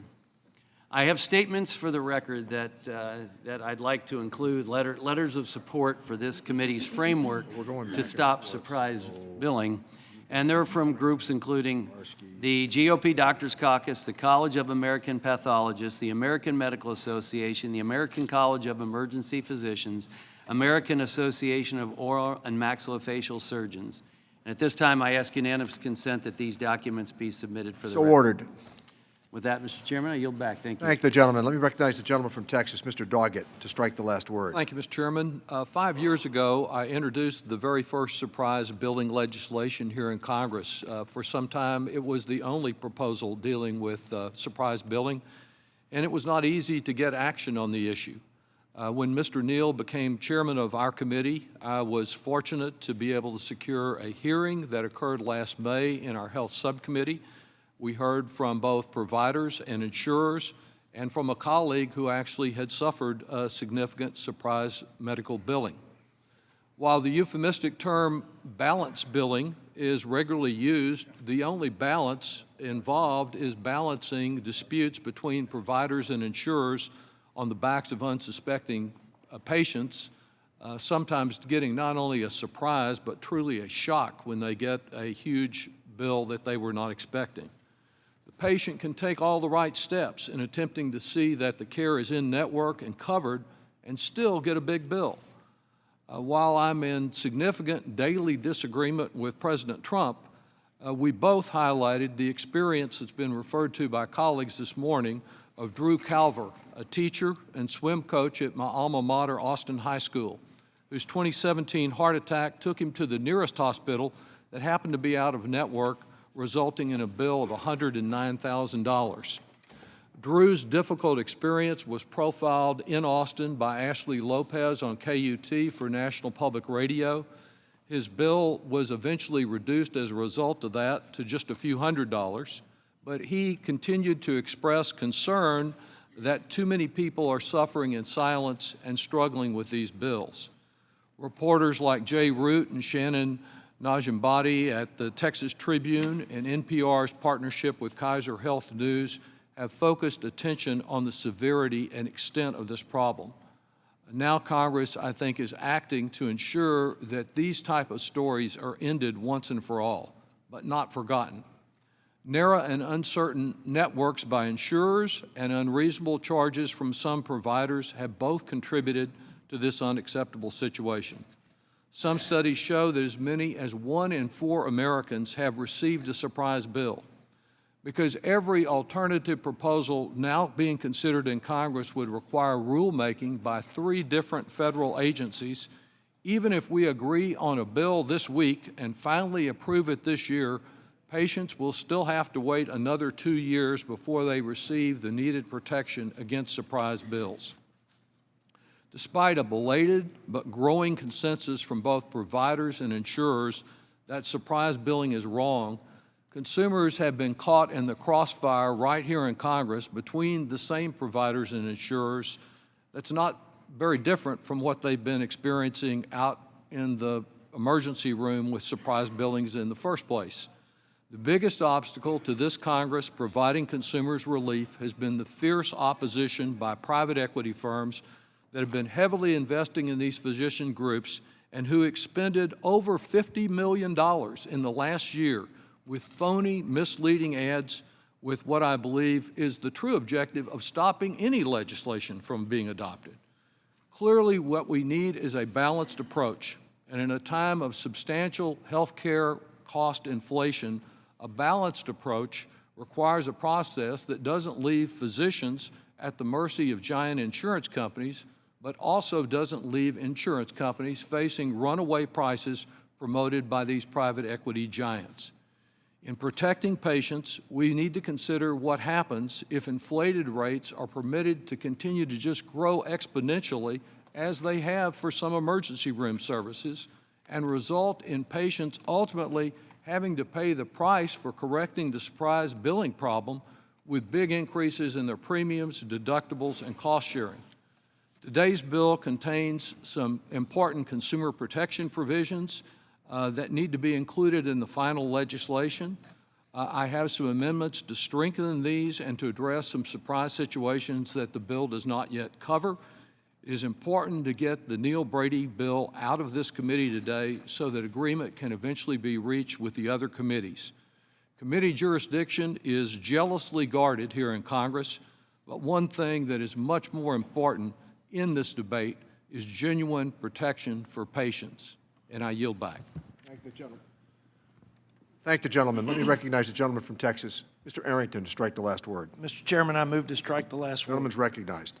Mr. Chairman, I congratulate you and thank you and the ranking member for coming up with what I think is the most responsible, the most appropriate, and the most effective way at solving this problem. Everybody's concerned about it. 1 out of every 7 patients receives a surprise medical bill. It, in fact, is costing families an inordinate amount, putting our fellow Americans in a financially untenable situation. And as you said, Mr. Chairman, earlier, and it causes great emotional stress. It adds insult to injury. And my colleagues hear me talk often about markets and the idea of aligning incentives so that markets, which I believe are the most efficient ways at solving some of the public policy challenges that we face. But I will admit and say that sometimes markets cannot solve the problem. And this is a case of a market failure. When somebody's bleeding out and in the throes of death and unconscious on a gurney, they can't very well make an informed decision. They're not empowered consumers at that point, and we should take care to protect them. And that's exactly what we're doing here. And we're doing it with the lightest touch and the most targeted and appropriate intervention from the federal government. This policy reform, this piece of legislation, I believe protects patients in emergent situations. As I just described, it empowers patients in non-emergent situations. As we've talked about ad nauseum, price transparency is key to healthy competition, patient choice, and ultimately best value. And that doesn't exist enough in our current system. And so I'm extremely pleased with that component. I'm also pleased that we don't fix a price and thrust it upon providers as if we know best. We give providers and insurers the necessary flexibility and incentives to reach fair, reasonable, and timely market-based payment solutions. I will say with some caution on the issue of mediation or arbitration. Arbitration or mediation is a non-government market mechanism to referee when there's a dispute.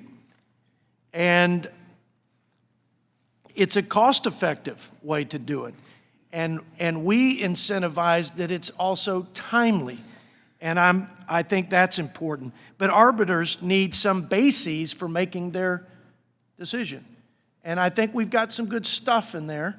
But I would just ask, Mr. Chairman, that as we continue to move this legislation, and Mr. Ranking Member, as we move it forward, we are careful to make sure that we give enough instruction to the arbiters, but not too much. I'll give one example of just a word of caution, is that there are some networks that are so narrow that the balance of power and negotiation between an insurer and the provider is skewed to the insurer. Not in every case, but in that case, I think it's best to just say we're looking for the most competitive market rate.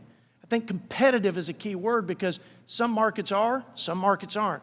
But if we're going to make sure that we come up with the arbitration process has the outcome of fair and balanced, I think those are the things I want to look at as we go forward. Mr. Arrington, I yield. would you yield just 30 seconds to one? Thank you very much. We will. I know Chairman Neal and I have continued to talk about. We will look to improve this bill all at every step, including as we negotiate with other committees. Secondly, thanks for your leadership and others on the True and Honest bill. This is an area I think every member of this dais wants to see people get that True and Honest bill in advance. This is good work, and again, thanks for your leadership there. Yield back. Mr. Chairman, again, congratulations, Ranking Member. This is good legislation, one of the best I've been involved in since I've been a member of Congress, and thanks for your good work. I yield back. Thank the gentleman. Let me recognize the gentleman from Connecticut, Mr. Larson, to strike the last word. Thank you, Mr. Chairman. I move to strike the last word, and I want to start by commending you, Chairman Neal, and Ranking Member Brady for your very important work on this very important legislation.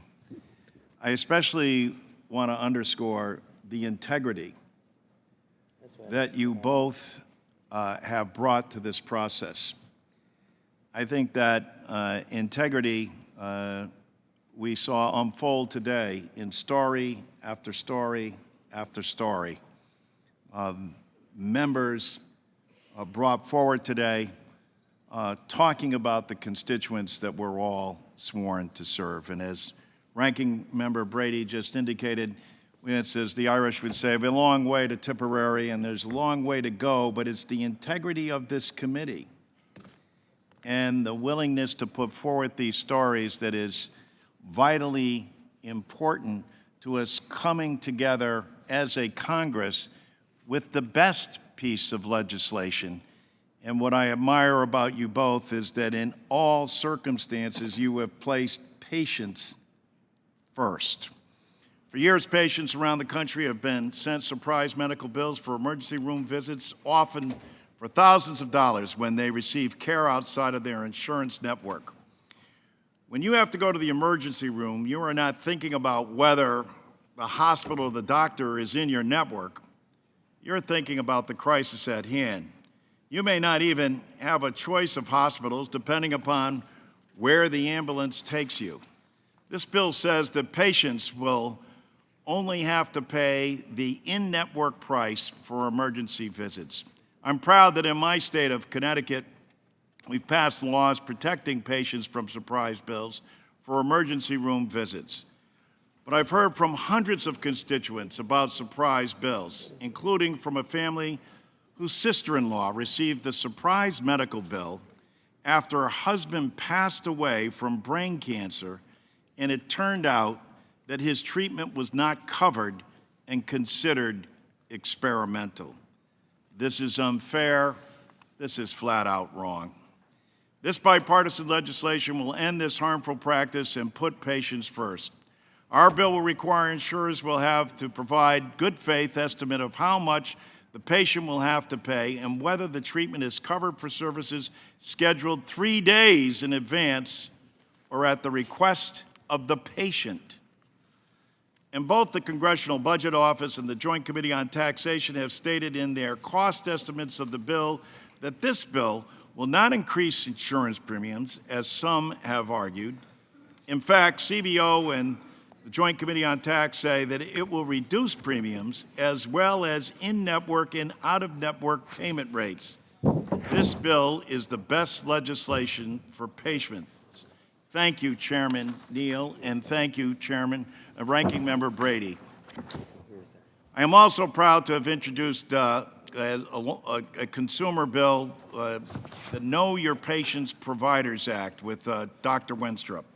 Our bill requires healthcare insurers to provide an up-to-date and accurate provider directory database containing a list of all healthcare providers and facilities that are in the insurance plans network. When patients go to the website to look up whether their doctor is in network, they should have an accurate database to rely on. They shouldn't have to go to their appointment to find out that after they are billed that the doctor is out of their network. Lastly, I'd like to mention that I support additional transparency measures to reduce health care costs that we are not able to take up today. These transparency measures, such as reporting of health care data, will help patients track their own results and drive down health care costs. I look forward to working with the chairman on this as we work out the details of the final surprise billing package with our colleagues in the House and in the Senate. And with that, I yield back. Thank the gentleman. Let me recognize the gentlelady from Indiana, Ms. Wolarski. Strike the last word. Thank you, Mr. Chairman. I'd like to strike the last word. Lady's recognized. I want to thank you and Ranking Member Brady for your work on this important bipartisan piece of legislation that protects patients from surprise medical bills. I also want to thank all of your staffs for the hard work that they've been involved in crafting this legislation and navigating the competing forces that we often see in healthcare to produce a fair and balanced bill. Too many Hoosiers and American families have been hit with these unexpected costly medical bills in some of their most stressful times of need. A local insurance agent in my district shared 2 stories with me of patients hit with surprise medical bills even though they did everything right. Her first client visited the emergency room with a broken ankle. The patient went to an in-network hospital during the weekend. However, the orthopedic doctor who saw them was an out-of-network provider, so the patient was ultimately stuck with the bill.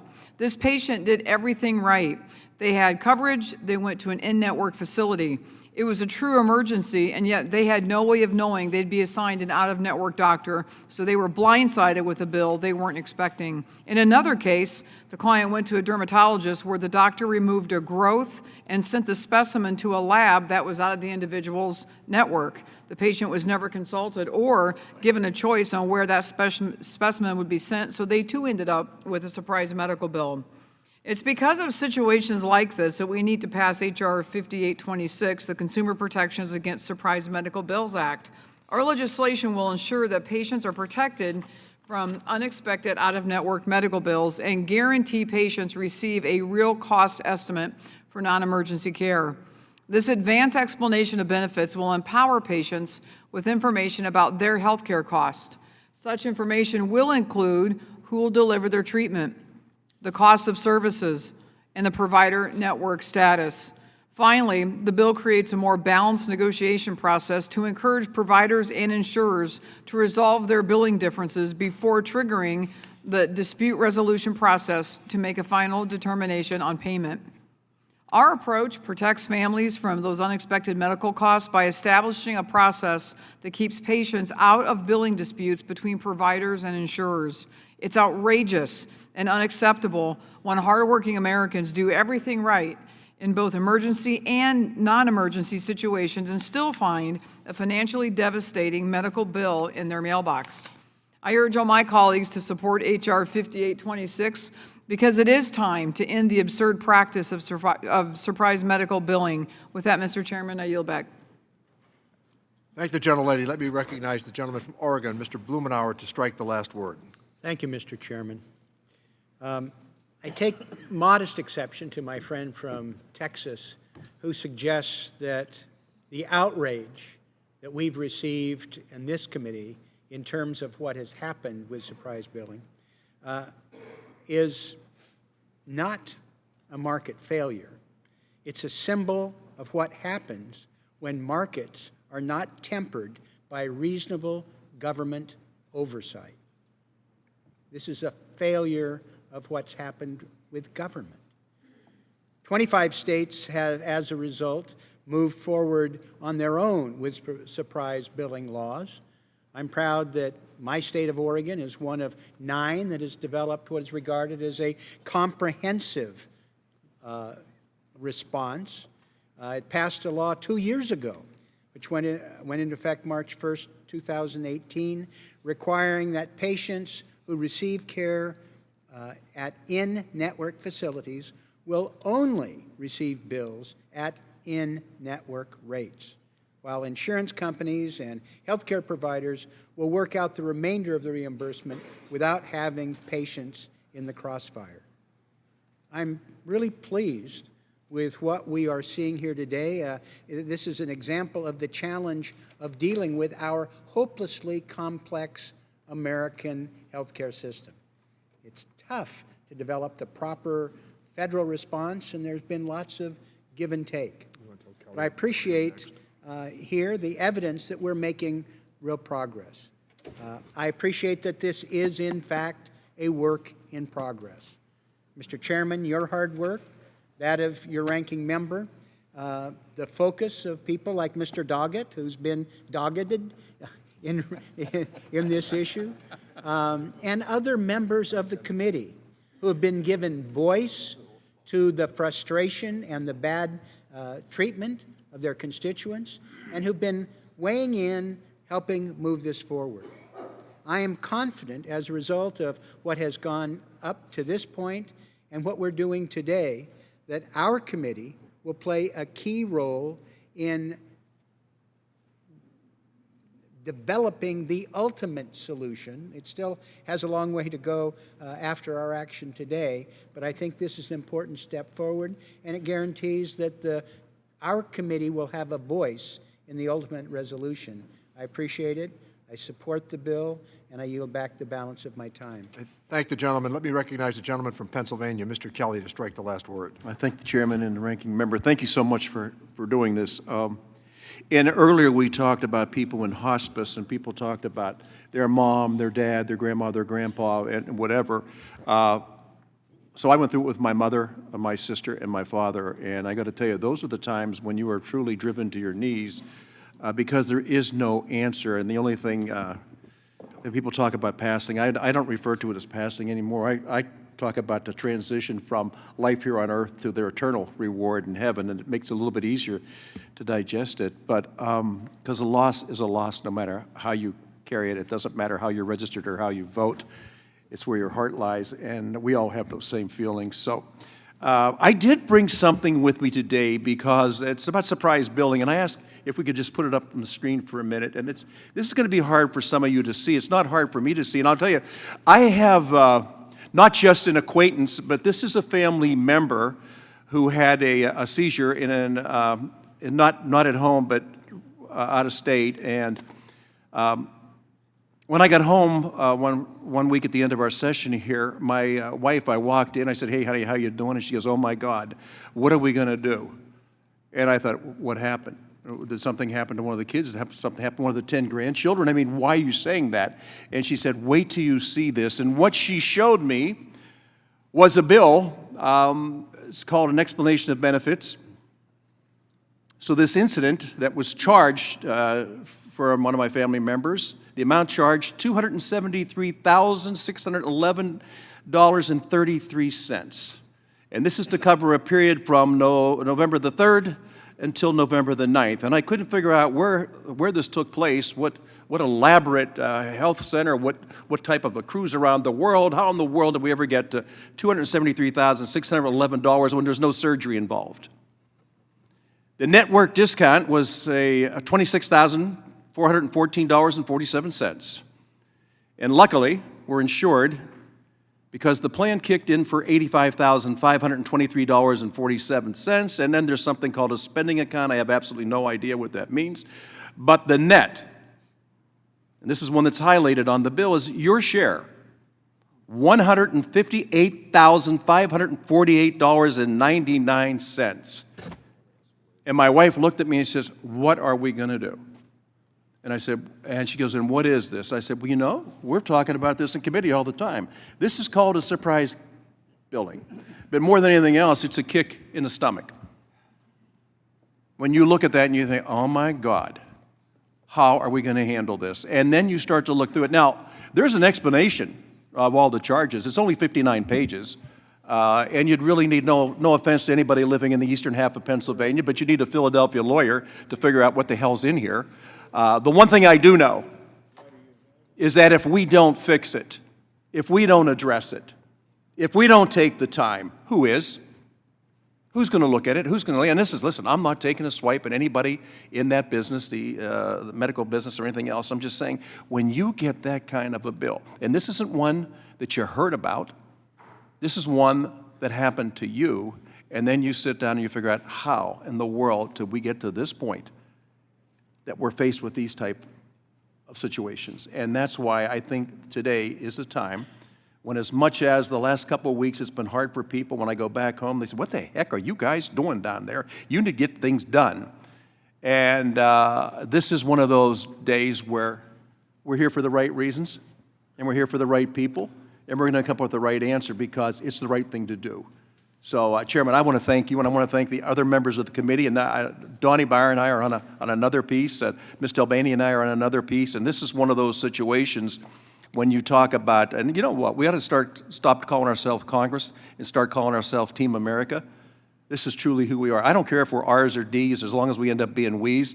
It's really incredibly important for the people who send us here to know.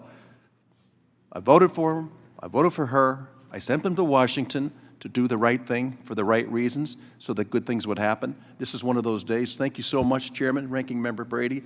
Thank you so much. And again, to all my colleagues, this is the time when we find our hearts in the right places and our minds are set on the right answers. So thank you so much, and I yield back. Thank the gentleman. Let me recognize the gentleman from New Jersey, Mr. Pasquale, to strike the last word. Chairman, I move to strike that last word. Gentleman's recognized. Mr. Chairman, thank you and Mr. Brady for outstanding work, and thanks for your persistence. I'm sure there were a number of times during negotiations when you must have said, "the heck with it," but you didn't. So here we're together here. Most people in our country are in a bind if they miss one paycheck. Tragically, majority of Americans don't have enough savings in case of an emergency. This is true in the greatest economy since sliced bread. Surprise medical bills top the list of expenses Americans worry about affording. A lot of anxiety in families about this subject. I have heard story after story about Americans receiving an unexpected medical bill. Where the heck did that come from? Whether it's an emergency care or inpatient care, Americans must be protected. That's our main job. Despite the tired promises we hear from those involved in the industry, insured patients face lawsuits. They face wage garnishments, and for outstanding medical debt. This is, as my friend from Indiana said before, outrageous. And this is worse for hospitals that use private equity firms to run and staff emergency rooms. They are behind many of the country's stunningly large bills. 15% of those hospitals had out-of-network rates of over 80%. Those in private equity are plunging Americans into bankruptcy by gouging health care costs. In the Consumer Protections Against Surprise Medical Bills Act, providers will be prohibited from sending a surprise bill to patients who received emergency services at an out-of-network facility or at an in-network facility by an out-of-network provider. The bill also includes legislation I've supported that requires insurers to provide an advanced explanation of benefits for scheduled care. I think that that's critical. This is transparency. What's it going to cost? Most people don't look at their bills after the procedure or the surgery takes place anyway, because, oh, the insurance is taking care of it. This is one of the reasons why we have high costs. You start reading your bill and you start asking questions, the other people at the other end begin to ask questions about, should I be putting this down as a cost to the patient? Patients have a right to know up front the network status of their providers and the expected cost of their care. That's included in this legislation. Ensuring that patients know what is expected is crucial to ending surprise billing. Today's legislation provides a positive framework for ending surprise billings. While I'm concerned that self-insured and small employers will face increased compliance issues, I'm hopeful that these issues can be worked out before any agreement gets to the floor. Establishing an open negotiation followed by a mediated negotiations as a backstop to disagreements between insurer and provider will ensure that patients are truly out of the middle. This is our strength, this committee. And compared to the other bills that are in other committees, some of which have already been passed, the provider will ensure that patients are truly out of the middle. I think that's important. So thank you, Mr. Chairman, Mr. Ranking Member, and I yield back.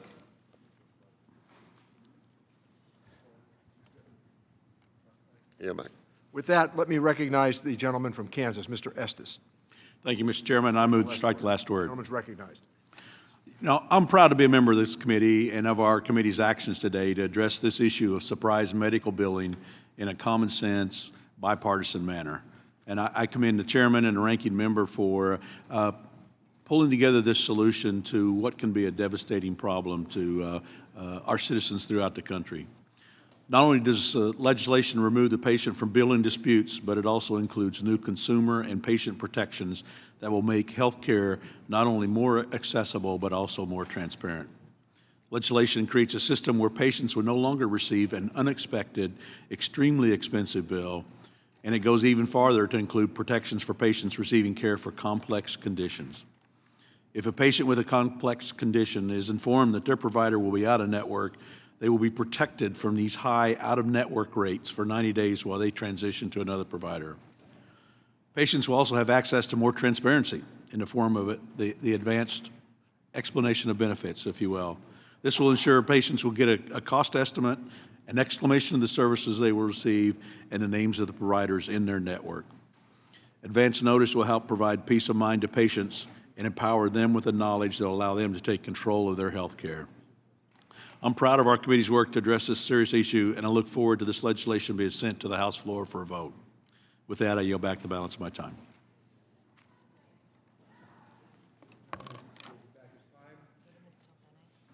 And I believe Ms. Del Bene would like to enter into a colloquy. Yes, sir, Mr. Chairman, Back I'd like Mr. to. Davis. I'd like to join you in a colloquy. Please. Thank you, Mr. Chairman, and thank you, Ranking Member Brady, for holding today's markup on this surprise billing legislation. From the onset of the surprise billing debate, I've kept an open mind on the best way to solve this issue.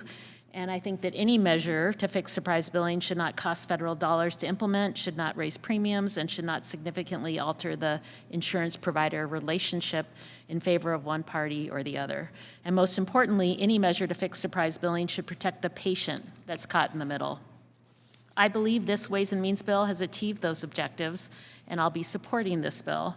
And I applaud you both for working together to deliver a bipartisan product, and I commend the committee staff for meticulously taking the time, working with the CBO and CMS to get this bill and its provisions right. I'm especially pleased with the robust patient protections and transparency responsibilities throughout the legislation. But in addition, I'm hopeful that this committee can continue to work in a bipartisan fashion to advance a bill that Congressman Kelly and I have worked closely on. It's H.R. 3107, the Seniors Timely Access to Care Act, and it establishes meaningful guardrails for prior authorization, protecting patients from unnecessary delays in care. And I'd like to yield time to Mr. Kelly. Oh, thank you, Ms. Delbany. It's been wonderful working with you on this, and I think more than anything else that while we members work with each other, our staff are the ones that really get down to what it is. And so when you get back and you talk to them and say, listen, we're working with Mr. Delbany, and this is something that concerns you, in fact, everybody. And this is the work that I think when people back home see what we've done, that answers their question is, what did you spend the whole week in Washington doing? Because it doesn't seem to me when I watch TV that anything positive got done. This prior authorization is absolutely critical, and it's a big part of our Medicare Advantage space. So listen, anytime any of us need to work with each other and we're doing it for the right reasons, I don't think there's ever any pushback on that. So I want to appreciate your involvement. I want to appreciate your staff's involvement in the fact that this is what America expects. This is what America deserves. And this is what Team America is doing today. So thank you so much for the opportunity to work with you, and I really look forward to continuing in the future. Thank you. Thank you, Mr. Kelly. Mr. Chairman, can we continue to work together to secure a markup for H.R. 3107 and ultimately include this legislation in a surprise billing package? First, let me thank our colleagues for their leadership on this important issue for prior authorization. I share your concern with unnecessary barriers to care constructed by health plans and how they can negatively affect patients. I'm also concerned about when an insurer will provide prior authorization and consent to the patient receiving an item or service and then later go back on this agreement, sticking the patient with the bill. This is an issue that I've been working on with Mr. Brady, the ranking member, and would like to address in the future. Additionally, I'm concerned that the Department of Health and Human Services still has not put out standards for the electronic transmission of prior authorizations, which would greatly improve administrative efficiency between plans and providers for activities like prior authorization. I wrote a letter to the department about this last year, urging action. It's an issue I will continue to pursue, so I want to thank you for raising the issue of prior authorization. I look forward to working with you, Mr. Kelly, and Mr. Brady on this question. Ms. Delbene. Thank you, Mr. Chairman, thank you, Congressman Kelly. This legislation has strong support. Over 400 provider, patient, and technology organizations have endorsed the bill. The Better Medicare Alliance, which represents Medicare Advantage plans, has endorsed this bill. And over 170 members of Congress and a bipartisan majority of members on the Ways and Means Committee have already co-sponsored this bill. So I look forward to working with you and the ranking member to continue to make sure we address prior authorization. Thank the gentlelady. Thank you, Mr. Chairman. Yeah, I want to recognize the gentleman from Illinois, Mr. Davis, to strike the last word. Move to strike the last word. Gentleman is recognized. Thank you, Mr. Chairman. You know, as I was listening to my friend from Pennsylvania, Mr. Kelly, a moment ago, he mentioned heaven. And that reminded me that I attend church pretty regularly. And often on a Sunday morning, when we get there, we start off by singing all praises to my Lord. Well, I'm not going to call them Lord, but I am going to sing praises to the chairman and ranking member of this committee. And I do that because finding a way to reach agreement on very complex and difficult issues is really no easy task, because everybody's got an idea about what they believe, what they think. I've been around healthcare now for a long time. I've worked for consumer groups. I've worked for hospitals. I've worked for clinics. I live across the street from a hospital, and people often park in my driveway trying to get to the emergency room. So I know that when they're on their way to the emergency room, they're not really thinking about whether they're in somebody's plan or thinking about what rate they're going to have to pay or whether their insurance covers it. They just want to get to the emergency room and get some service.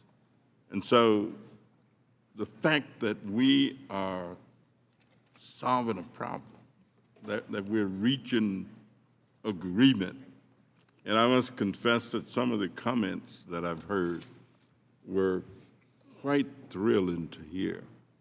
And I'll be talking about Representative Dwight Evans for a long time, because I hadn't thought of his canary business. You put a canary in the mine as a warning. So you provide information, and people can make use of it. So thank you, actually, Dwight, for pushing that concept. Mr. Chairman, Mr. Ranking Member, this is indeed a great day for this committee, and I would urge passage of this last bill. I yield back. Thank the gentleman. Let me recognize the gentleman from California, Mr. Nunez, to strike the last word. Thank you, Mr. Chairman. I'll be brief. I'm glad we're here today. This markup represents a full year of work to solve the problem of surprise billing or balance billing that Americans have been struggling with for too long. I also acknowledge that today is not the end of our work, rather the beginning. And I will continue to work with all the stakeholders to ensure that we get something to the President's desk that solves this problem and protects patients. I am pleased that my legislation to increase transparency in our healthcare costs is included in the package we are voting on today. Titled the Fair and Honest Advance Cost Estimate for Patients Act, this bill requires healthcare providers and facilities to work with insurers to provide a cost estimate for scheduled services directly to individuals. Thus, both privately insured and uninsured patients will no longer have to be blindsided by the cost of their healthcare services. I hope this knowledge will help patients take control of their health care decisions. This is information Americans deserve to know, and I'm gratified that we're finally ensuring they get it. Mr. Chair, I'd like to thank you and the ranking member for moving this legislation along, and I also think we should also thank the House Legislative Council for their efforts also in this matter. The gentleman yield. Yes, Mr. Brady. Mr. Nunes, thank you for your leadership, ranking member on the Health Subcommittee, and especially on this transparency and consumer knowledge of these scheduled procedures. It has shaped this bill in a meaningful way, so thank you, sir. Thank you, Mr. Ranking Member. Thank you, Mr. Chairman. Yields back. Thank you, Mr. Nunez. With that, let me recognize the gentlelady from California, Ms. Sanchez, to strike the last word. Thank you, Mr. Chairman, for bringing forward this important package of legislation to protect patients from surprise medical bills. And when we talk about surprise medical bills, it's not a good surprise. It's always a bad one. I want to thank the staff for working through this complicated and important issue in such a thoughtful way. There are multiple scenarios that create a surprise medical bill, like going to the emergency room is one of them. But in all of the scenarios, the patient is on the hook for the bill. More likely than not, this is not a bill that they didn't plan for in their monthly or even in their yearly finances. Patients really need to be taken out of the middle. Patients have to be protected from these nasty surprise bills. Right now, 40% of American households lack a savings account or rainy day fund that could cover an unexpected expense of $400. Many families are just one paycheck away from homelessness or bankruptcy. And depending on the procedure, an out-of-network bill can reach thousands or even hundreds of thousands of dollars. People can barely afford their prescription medication and mortgages at the same time, let alone a medical bill that they did not count on. Americans fear receiving a surprise medical bill. And because of that, some do check and make sure that their provider is in network, but that's not always the case. Nearly 7 in 10 individuals who received a surprise medical bill didn't even realize that their provider was out of network. This is not the security a patient wants when they go in for an emergency procedure or even for necessary planned care. People want to be treated without fear of a costly surprise bill that might affect their finances, their lifestyle, their future medical decisions, or even more. This package would give a sense of security to patients. One example is that patients would receive an advance explanation of their benefits for the services that they have scheduled. Patients would now have access to necessary and important information about their health care ahead of time. There would be an understanding of which providers are expected to provide treatment and their network status, as well as the expected cost. If something happens between the time when the patient receives the explanation and the time the patient is billed, patients know that they are protected from a surprise medical bill. American patients need a sense of security and, more importantly, a sense of certainty. This proposal provides that. I look forward to supporting this bill and voting it out of committee today. I urge my colleagues to do the same, and I thank the chairman and yield back. Thank the gentlelady. Let me recognize the gentlewoman from Alabama, Ms. Sewell, to strike the last word. Thank you, Mr. Chairman.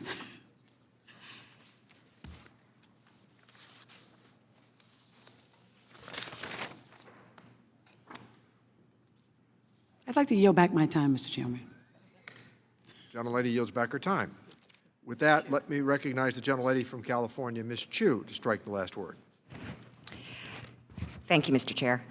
I'm pleased to see that there's a bipartisan agreement on this committee that no patient should be forced to endure thousands of dollars in surprise medical bills because providers and insurers couldn't come to an agreement in their contract negotiations.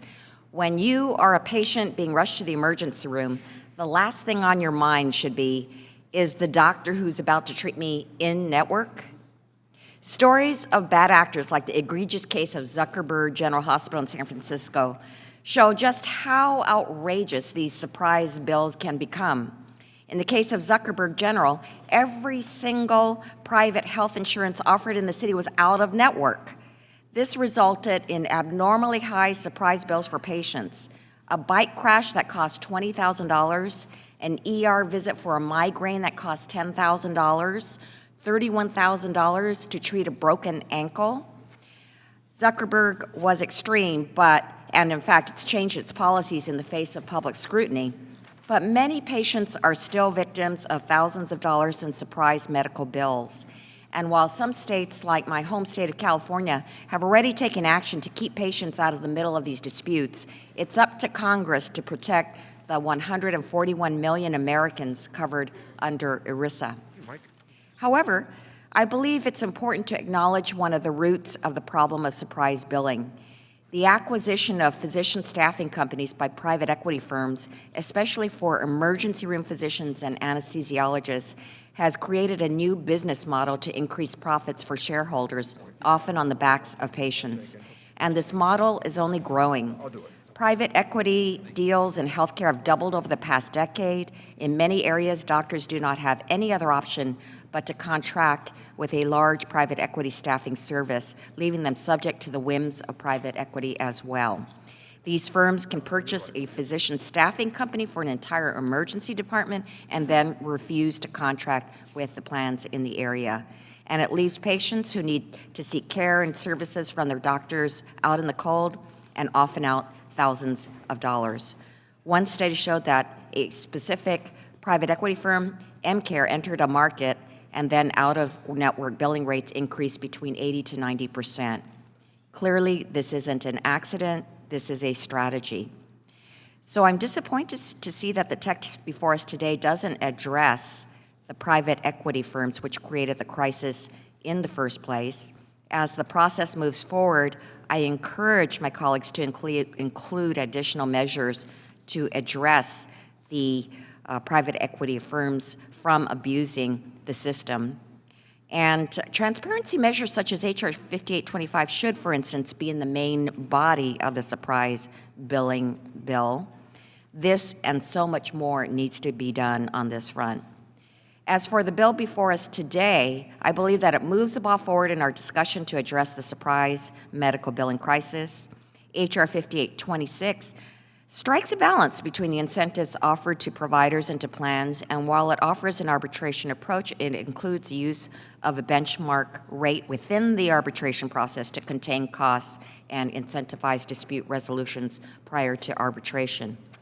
Given the various proposals advanced by multiple committees here in the House and in the Senate, we know that the discussion around surprise medical billing will not end here today.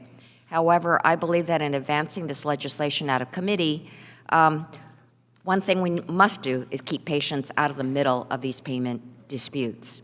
I encourage my colleagues to continue this bipartisan discussion as the legislation moves forward toward the House floor to find a compromise that will protect patients, maintain stability in the market, and prevent the inflation of health care costs. I yield back. Thank the gentlelady. Let me recognize the gentlelady from Milwaukee. Ms. Moore, strike the last word. Thank you so much, Mr. Chairman, and I want to thank you and the ranking member for putting together this extremely important legislation that has an impact on all of our constituents.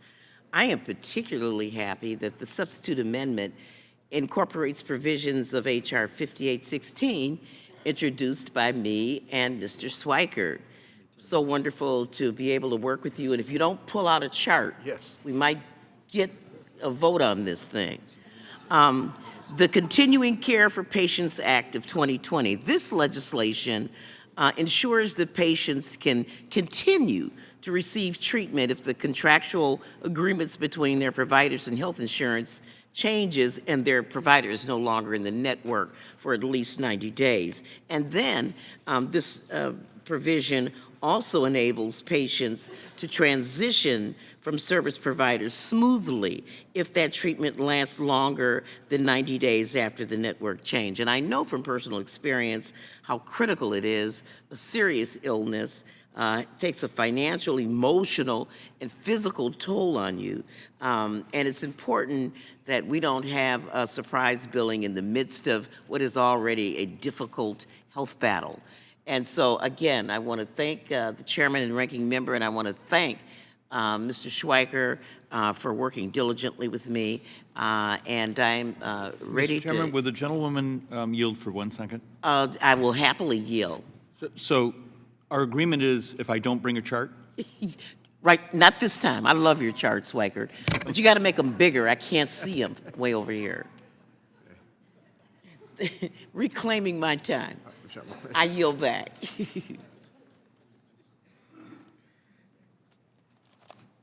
Is the gentlelady yielding back her time? Yes, okay. Let me recognize the gentleman from Virginia, Mr. Byer, to strike the last word. Mr. Chairman, thank you very much. I move to strike the last word.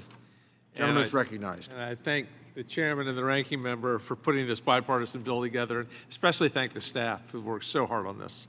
We see the onslaught of news stories with individuals trapped with thousands, sometimes hundreds of thousands of dollars of medical debt because this is a surprise bill. And like all of us, I've heard from many constituents with their specific stories. And it shouldn't take a news story to spark efforts to mitigate these crippling bills. So the leadership on this committee is terrific. I want to take time to thank the committee also for including 2 transparency provisions in the bill. The first is better consumer information on health insurance cards. This reflects the language of the bill that Congressman Mike Kelly and I have put together, H.R. 5809, which includes information on your insurance card like the closest in-network hospital, the telephone number for consumer assistance to find out network information, plan financial information like deductibles, cost sharing, out-of-pocket maximums. And the point of this small provision is to help improve both patient health literacy, so it's less of a surprise when they realize they have a deductible, and also helps in emergencies to reduce network payment surprises. So you can look on your insurance card and actually know where your closest in-network hospital is. So I'm glad to be on Team America with Mike Kelly, and I want to remind him that Team America World Police was written by the creators of South Park. The second provision I want to be sure to mention is the price comparison tool. While this may only be something that a savvier healthcare consumer might take advantage of, we need to give patients the tools they need to keep their costs low. Not all healthcare services can be shopped, but some can, like an MRI or x-rays or even blood work. And this will help beneficiaries reduce the healthcare costs. So with an online comparison tool that you can call to figure out which comparable costs are, this is just another key part of keeping healthcare costs down. So thank the chairman and ranking member for those two important provisions. And one last thing I want to mention, not included today, but I'd love to see it in a final bill that passes the House, is the inclusion of an all-payers claims database. And pieces of this have been included in various other packages. An all-payer claims database will allow payers, providers, and regulators to analyze health insurance claims from millions of beneficiaries to learn where the spending is directed. These databases can give state policymakers, private payers, academics, critical data that inform decisions about healthcare cost and quality. It can reduce unnecessary spending by educating stakeholders about opportunities to reduce overutilization. But basically, a national APCD working in conjunction with states, this is the most fundamental input for using artificial intelligence logarithms to have dramatic impacts on healthcare costs. So if we're serious about reducing the costs or the growth in the cost of Medicare and Medicaid, there's probably nothing we can do more importantly than starting with an all-claims database for AI to kick in and prevent that. So I'll be working with the bill shortly to do that, and I look forward to working with the chairman and ranking member, and thank everyone for this important step forward on surprise billing. With that, Mr. Chair, I yield back. The gentleman yields back. Mr. Kildee, you're recognized to strike the last word. Thank you, Mr. Chairman. I move to strike the last word. You're recognized. Thank you. Like many of my colleagues, I am strongly in support of the legislation before us today, and I do want to thank Chairman Neal and Ranking Member Brady for their work on this and for all the members who've contributed to this legislation. We wrestle with the cost of health care daily in this country. It's becoming increasingly burdensome for households and businesses across the state of Michigan that I represent and all over the country. Too many Michiganders are familiar with this. We hear about it from them all the time, paying out of pocket for a medical bill that they did not expect and in many cases cannot afford. We hear about it from our constituents, but I know about it myself. I have gone through this, and it is one of the singular most frustrating experiences to try to figure out where this bill came from, who it's owed to, and why I owed it. And believe me, no one is exempt from it. We're all patients sooner or later. And these bills, they victimize people that do everything right. They pay for their insurance. They pick a doctor carefully. If they're in need of a procedure, they pick the hospital and schedule the procedure that takes their coverage. And they can still be stuck with a bill for thousands of dollars because a doctor who didn't contract with their insurance swoops into the operating room while they're unconscious and later sends a bill. One of the bills, obviously, that I'm happy that we've been able to put on the floor today among the three is the surprise medical bill, which will deal with that. It fundamentally changes the way patients are stuck in the middle on these surprise bills. And I think that's obviously the focus of all the approaches on this. This particular legislation, I think, is one that actually works in solving the problem. Again, taking the patient out of this conversation is the most important goal, and I'm really pleased that this legislation will do just that. Back in May, when we took testimony on just how to address this issue, we heard from a lot of stakeholders, including one of them from my home district, actually from my hometown, Dr. Bobby McCummala, who spoke about the important need that he sees to address this issue. So I want to thank him and for all who've contributed their thoughts and ideas to dealing with this issue of surprise billing. It's great that we have a robust debate on these issues, but I urge everyone to keep in mind what the goal is. The goal is to get the patient out of this discussion, get the patient out of this conversation, and make sure that we have a system that allows for differences in billing to be reconciled without bringing the patient back in to the discussion. I'm also really pleased to say as I close that, we have disagreement in this room from time to time. We have disagreement on this committee from time to time. And even today, on one of the pieces of legislation that we consider, we find ourselves in different places. But I think it's really important that the chairman and the ranking member and all the members of this committee are willing to take the position that our differences don't cancel those areas where we find agreement. And if we can do something together to help the American people, to deal with this issue of surprise billing, to decrease the cost of health care and simultaneously make sure that patients come first, and we're willing to take that opportunity, it says a lot. So I appreciate the work of all my colleagues, support this legislation, and I yield back.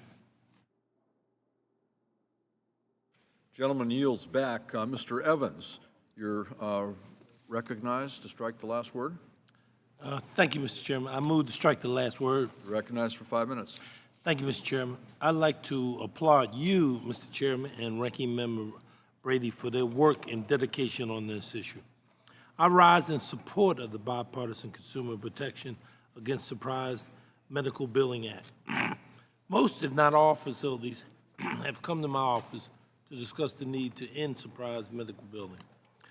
Surprise medical bills are unacceptable. It should not be up to the patients who are rushing to the hospitals or health emergencies to figure out complex contracts between insurers and health care providers. Even when patients do not do their research to determine that they are not, in fact, being seen at an in-network facility, they may still be treated unknowingly by an out-of-work network physician. As we have often discussed, 4 in 10 Americans say they do not have $400 to spend in the event of an emergency. That means just one surprise medical bill could severely devastate a family. This is especially true for hardworking people in my district who are already concerned with putting food on their table, paying rent, and making ends meet. We've heard far too often many stories of people across the country choosing to forego or to delay care for themselves and their families out of concerns for receiving surprise medical bills. We must take action to protect all Americans from surprise billing and ensure that they have access to quality care they need, expect, and deserve free of fear. I support the Consumer Protection Against Surprise Medical Billing Act because it puts patients first by keeping them out of negotiations, providing them with the information they need to make the decisions that are right for them. Currently, 9 states have enacted comprehensive legislation, and 17, including Pennsylvania, have enacted partial legislation to address surprise medical billing. As we move forward to these discussions, I look forward to understanding how this bill will also work with existing agreements. I urge my colleagues to pass this comprehensive legislation. This will provide families in each of our districts with the care, resources, and peace of mind. In the spirit of that canary in the mine about openness and transparency, this is very appropriate. So again, I thank the chairman for his leadership and the staff on both sides for all of the work and effort. Thank you, and I yield back the balance of my time. Gentleman yields back. Pardon me? Mr. Smith is recognized to strike the last word. Thank you, Mr. Chairman and colleagues. I think we need to keep in mind, a colleague previously mentioned that we need to remove patients from any of this billing. And I think his intentions were correct, although I think we also need to be very careful and to make sure the patients still have some say. You know, the constructs of this bill I support. I think it's a good move forward, but let's always keep in mind that we need to have patients at the forefront and certainly their interests, their decisions, their choices at the forefront of when these procedures are made. The last thing we should do is have a scenario where patients just don't care anymore. And we want to leverage the patients and their choices so that they can certainly be the identifier of quality care and affordable care as well. Thank you. I yield back. Gentleman yields back. Mr. Snyder is recognized to strike the last word. Thank you, Mr. Chairman. I move to strike the last word. You're recognized for 5 minutes. Thank you, and I want to thank the chairman and the ranking member for bringing this legislation before us today. According to the Kaiser Foundation, surprise medical bills are the top financial concern for Americans, above transportation costs, above utility bills, above rent or mortgages or even food. 2/3 of Americans say they are very worried about receiving an unexpected medical bill, and they should be. According to a survey by the University of Chicago, nearly 60% of Americans have been surprised by a medical bill. I have co-sponsored this legislation, bipartisan legislation, because it checks a lot of boxes. First and foremost, it includes extensive patient protections in both emergency and non-emergency situations. It will also lower premiums, maintain strong state laws where they exist, such as in my home state of Illinois, all while saving the government nearly $18 billion. Our bill also does not upend the healthcare market, tipping the scales in favor of one side or the other. We cannot and should not write negotiating leverage into statute, inadvertently incentivizing narrower networks. I hear from my constituents every day how they are unable to see the provider they need when they need it because the doctor is either out of network or the doctor is in network and has a waiting list that can stretch several months. Worsening this problem runs afoul of the ultimate goal of this bill, to protect patients. Every member of Congress wants to bend the health care cost curve down, but doing so cannot create new and perverse incentives. Our committee's product effectively saves money while maintaining the careful balance that exists today. I look forward to continuing our work with our committee to get this legislation through the House and signed into law. I want to again thank the chairman and the ranking member for their hard work on this bill and bringing it forward to our committee today. I also join with my colleagues in duly noting the worthy bipartisanship shown in developing this legislation. I hope we can carry these efforts forward in addressing other issues we face as a country. With that, I yield back. I thank the gentleman. The ranking member would like to be recognized for 1 minute. Thank you, Mr. Chairman. When it comes to ending the practice of surprise medical bills, we've done a ton of great work over the past year, and we've developed a product our members can be extremely proud of. Yet, like any legislation, we're always working to try to make it better. For instance, I have here a press release been circulated stating that our solution to stopping surprise medical bills hurts patients. So let me fact check that pretty quickly here.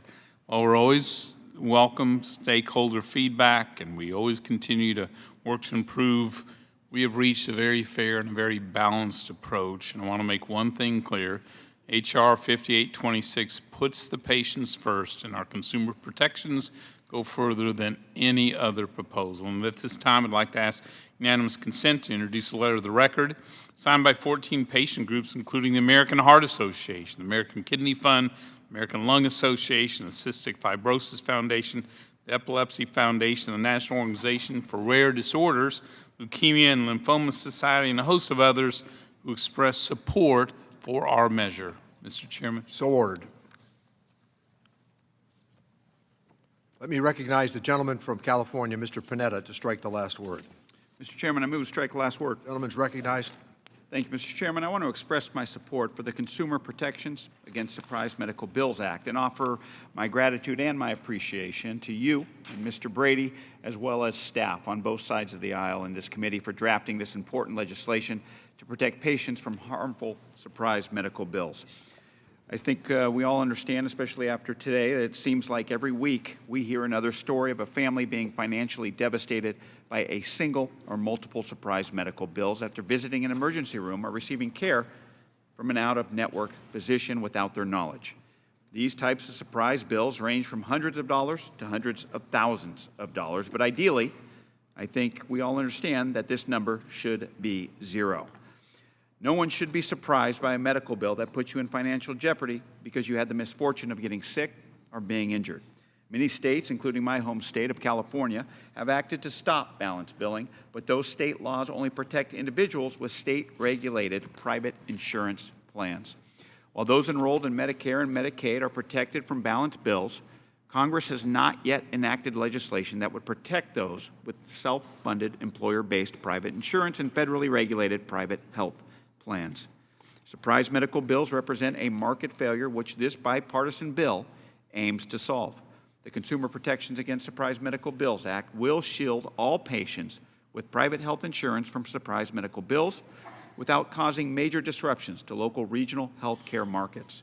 It holds the patient harmless by requiring a negotiation process to take place between providers and the insurance company. If negotiators cannot find a compromise, they can better enter into a baseball-style type arbitration. The bill also ensures patients will not see slimmer insurance networks and they won't have fewer options for care.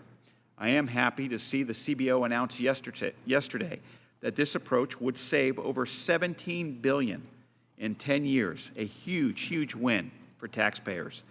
That's just one of the many reasons why I encourage my colleagues to help end surprise billing and support this important bill. Thank you, Mr. Chairman. I yield back. Thank the gentleman. The gentlelady from Alabama, Ms. Sewell, is recognized to strike the last word. Thank you, Mr. Chairman, for allowing me to reclaim my time. I'd like to also thank you for today's markup and for introducing the Consumer Protection Against Surprise Billing Act. This is a very important bill, and I'm proud to support this bipartisan legislation. Our bill prohibits surprise billing, takes patients out of the middle, and doesn't allow patients to be charged more than the in-network cost-sharing amount. Our constituents are already struggling with increased costs of medical care. Surprise billing makes matters even worse for them by burdening them with catastrophic and often unexpected hospital costs. We've heard countless stories from our constituents who face enormous bills for seeking treatment from a provider that they had every reason to believe was in-network. I think it's ridiculous that patients would get a surgery pre-authorized by their insurance only to later find out that their anesthesiologist was out of network. Just think, should a patient actually have to stop in the middle of a surgery and ask if the person who's seeing them, the anesthesiologist, the radiologist, is in network? It seems ridiculous. I think that this bill is great because it not only takes patients out of the middle, but it also allows for arbitration. I read one story this week about an Alabama woman who was blindsided by a bill shortly after her young son committed suicide because he was being bullied. Her paycheck had been garnished twice for medical bills. It really is unacceptable that current federal law does not protect patients from outrageous billing practices and that the consequences are often unreliable for them. Today, I'm glad to be a part of the work that this committee is doing. I want to commend you and Ranking Member Brady for your efforts in providing a bill that will protect patients from the financial ruins that can result from surprise billing practices. I am particularly proud of the consumer protections included in our bill, allowing for continuity of care for chronically ill patients while protecting them from surprise bills that they may receive. As I have visited rural and urban hospitals throughout my district and toured their facilities and met with their patients over the years, I have become acutely aware of the challenging financial environment in which they operate. Our bill does not include a provision that imposes rates on providers. This is very important in a state like mine where hospitals and doctors are especially susceptible to policy changes in reimbursement. A benchmark rate set in statute would have significant consequences for providers serving vulnerable communities and vulnerable populations like in my district, especially those in rural America. I share the concerns of many of my colleagues that a hard and fast benchmark would also accelerate skinny networks. I am proud that our bill ensures a robust network adequacy standards, and I want to thank the chairman and ranking member and the rest of the staff for crafting a bill that is strong in patient protections, helps those who are uninsured, and also provides a dispute resolution process that's fair. I yield back the balance of my time. Thank the gentlelady. Is there anybody else that would wish to be recognized to strike the last word? Mr. Chairman? Mr. Albene is I recognized. just ask unanimous consent to enter into the record a letter from the American College of Obstetricians and Gynecologists in support of this legislation. So ordered. Thank you. Is the gentlelady yielded back her time? Okay. Now, we will proceed to amendments. Is there anyone who wishes to be recognized to offer an amendment? Mr. Chairman, I have an amendment at the desk. Mr. Doggett is recognized for the purpose of offering an amendment. Would we pass out the amendment, please? Mr. Chairman, Mr. Kine is recognized. I reserve a point of order. Mr. Kine is recognized to reserve a point of order. May I proceed with? Sure. Mr. Chairman, too often misinformation about health care services is what produces surprise medical bills. Even when patients schedule medical care in advance, their primary concern is finding a doctor they trust to give them the care they need, rather than trying to navigate through the complicated world of networks, copays, prior authorization, and other healthcare buzzwords that really boil down to the burden is on you, we're not paying. The Neal Brady bill requires insurers to provide an advance explanation of benefits for patients seeking non-emergency care. This is an important step to remove the element of surprise that produces the surprise billing crisis. The explanation that their legislation requires outlines a number of important details for patients about the providers that will treat them, including their network status and the cost of their services. But it's not enough to simply notify the patient with this kind of information, especially if weasel words are added, as has sometimes been the case in the past, such as subject to change. It is important to ensure that good faith estimates are honored. This amendment would strengthen the advance explanation of benefits by binding both insurers and providers to the charges that they've outlined in their explanation of benefits. The amendment also ensures that patients get this information the quickest way possible by requiring that they be notified by both electronically and by mail. My amendment also addresses a unique surprise billing loophole that was recently highlighted by Lauren Weber at Kaiser Health News. With a practice known as retrospective denial, some insurers refuse to pay for services that they have previously authorized after the service has been provided and, of course, the bill incurred. That leaves the patient with a very different but a very real type of surprise bill.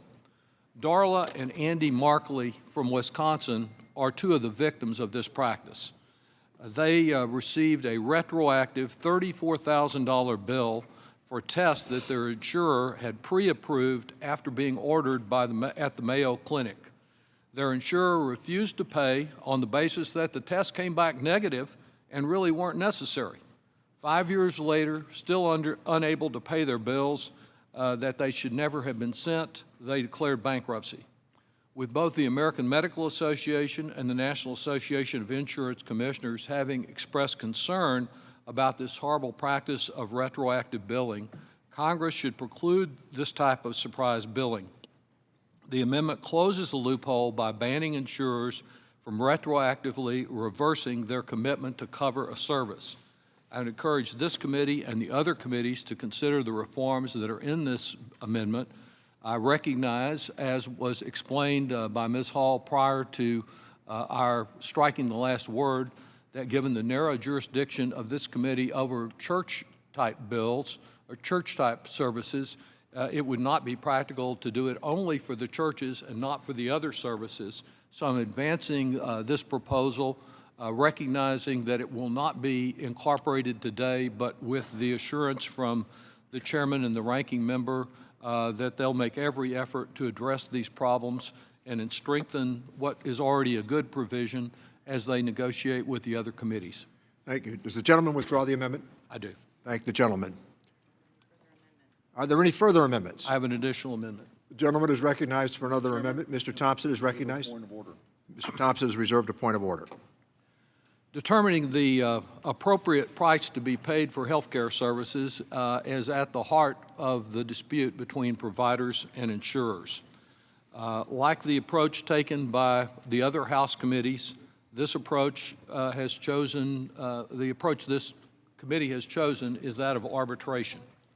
I've never been much of a fan of arbitration. It empowers an unaccountable third party to choose a price, and it's difficult to find a third party who's truly unbiased. Professional arbitrators are often corporate attorneys who move in and out of private practice. They may have specialized in a particular area of law, representing clients from one part of the healthcare sector, and they may have financial interest in an outcome of the case. Recognizing the risk posed by arbitration, the Neal Brady bill establishes some criteria for certifying who can be involved in the independent dispute resolution process. These criteria were not included in the other leading surprise billing proposals considered in other committees. I think it's essential that any final legislative proposal include very strong conflict of interest provisions. We've already discussed the growing role of private equity in our healthcare system and its impact on surprise billing.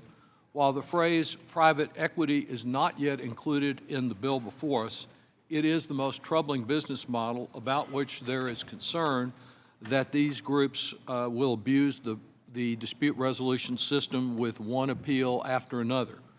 Another danger is that the arbiter may have ties to private equity firms, hedge funds, and other investment groups that own, manage, or control healthcare stakeholders. An arbiter may have contributed to a private equity fund which owns physician groups. This amendment would make clear that such an arrangement is a conflict of interest that disqualifies an individual from serving as an arbiter. It would also ensure that certified entities cannot have ties to a physician staffing firm or medical management organization, the terms that are used to describe the shell companies that private equity has established to acquire physician practices. Finally, this amendment includes language from the new Texas state surprise billing law to ensure that close family members of entities do not have professional, familiar, or financial ties to any of the healthcare stakeholders that may be a party to the dispute resolution process. There's no way to fully protect a process like arbitration from all types of bias and gaming, but I believe this amendment will add some reasonable criteria to the good list already included in the Neal Brady bill to make the process more fair for everyone. And I yield back. Does the gentleman intend to withdraw his amendment? I do. I thank the gentleman. With your assurance that you'll be pursuing this issue. You have my assurance. Thank Should I you. withdraw my point of order? Mr. Thompson is recognized to withdraw his point of order. Do I have to? I withdraw. And one Are there- last amendment. Are there any other amendments? I have an amendment at the desk. Gentleman from Texas is recognized to speak on his amendment. We will postpone any action until the amendment is passed out. Mr. Chairman, Mr. Thompson. I reserve a point of order. Mr. Thompson is recognized to point of order. Mr. Chairman, the final amendment that I have deals with the very practical problem that a life-threatening diagnosis such as cancer, or heart disease, or a debilitating injury usually requires all the attention of the patient. During this time of distress on patients and their families, the focus needs to be on getting well, not navigating through the insurance system. One woman in San Antonio, Roswitha Davies, who shared her story with me, was forced to navigate the healthcare maze while undergoing her cancer treatment. She had 3 surgeries in addition to chemotherapy. Even though she was careful to seek surgery from an in-network doctor at an in-network hospital, she was still sent a substantial surprise bill for lab work done while she was under anesthesia. While undergoing chemotherapy, she had to fight with her insurer and hospital to get help paying for a service she was never told about. She summed it up perfectly when she told me, "It was enough to worry about my disease without worrying about being bankrupt when I got treatment." Although receiving an advance notice of benefits like the one outlined in the Neal Brady bill may have helped her identify out-of-network care before her surgery, it would still have placed the burden on her to find an in-network laboratory service promptly in a way that would permit her to follow the doctor's instructions concerning high-stakes cancer treatment. I think we must ensure that the barriers to coverage that are out of a patient's network don't stand in the way of their care when waiting to locate an in-network physician may make the difference in their long-term health outcome. That's why I offer this final amendment that if delaying already scheduled care puts a patient at risk, they can still get care from an out-of-network doctor and are only required to pay no more than they would if that doctor was in network. And I offer the amendment with the same understanding as we've described previously. The gentleman intends to withdraw the amendment. I do. Again, with your assurance. My assurance. I thank the you, gentleman. Mr. Thompson is recognized. I withdraw my point of order. Mr. Thompson has withdrawn his point of order. Are there any other amendments before the committee? If there are no further amendments, the question is on the adoption of the amendment in the nature of a substitute. All those in favor signify by saying aye. Aye. Those opposed, no. In the opinion of the chair, the ayes have it, and the amendment in the nature of a substitute is agreed upon. Just before I recognize Mr. Thompson, this is a good day for the committee.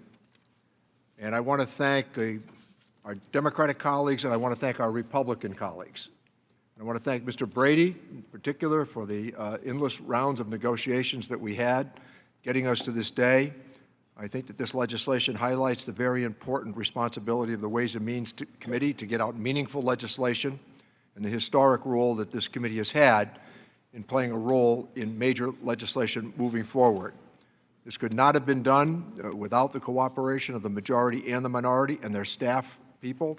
We are always pleased here to point out that the staff members at the Ways and Means Committee, I always have believed, are the best on Capitol Hill. So today's markup, and let me recognize Mr. Brady before I proceed. Mr. Brady. No, I'll be very brief, Mr. Chairman. Let me just say right back at you. This is good work by all the members on this committee. Great staff work as well. Every Republican is a proud co-sponsor of this bill, and it's because we just believe strongly in what we're doing together. And I think the message coming out of this committee's work today is there's overwhelming bipartisan support for this approach to end surprise medical bills. And again, but for your leadership, we wouldn't be here. Thank you.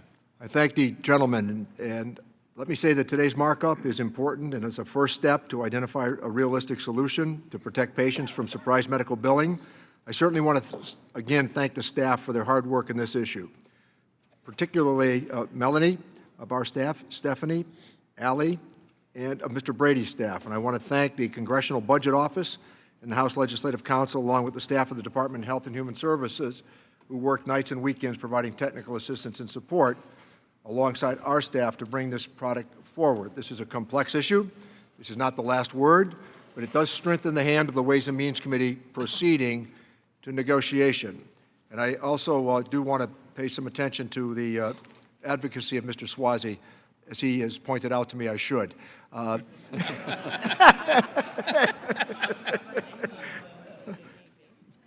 Pardon? And Amy, didn't I said Amy earlier today? Well, Amy is certainly recognized, and for the continued good work. Now let me recognize Mr. Thompson for the purpose of offering a motion.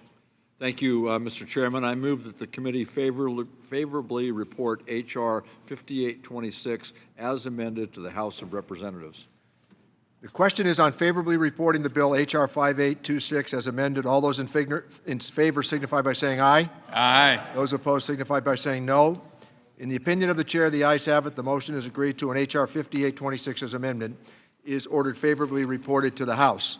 Without objection, staff are authorized to make technical and conforming changes to the bill, and members have 2 additional days to file with the committee clerk supplemental, additional, dissenting, or minority views. This meeting of the Ways and Means Committee stands adjourned. Good job, Kevin. Thank you. Buddy. Nicely Well done. Yep. Thank you. Great.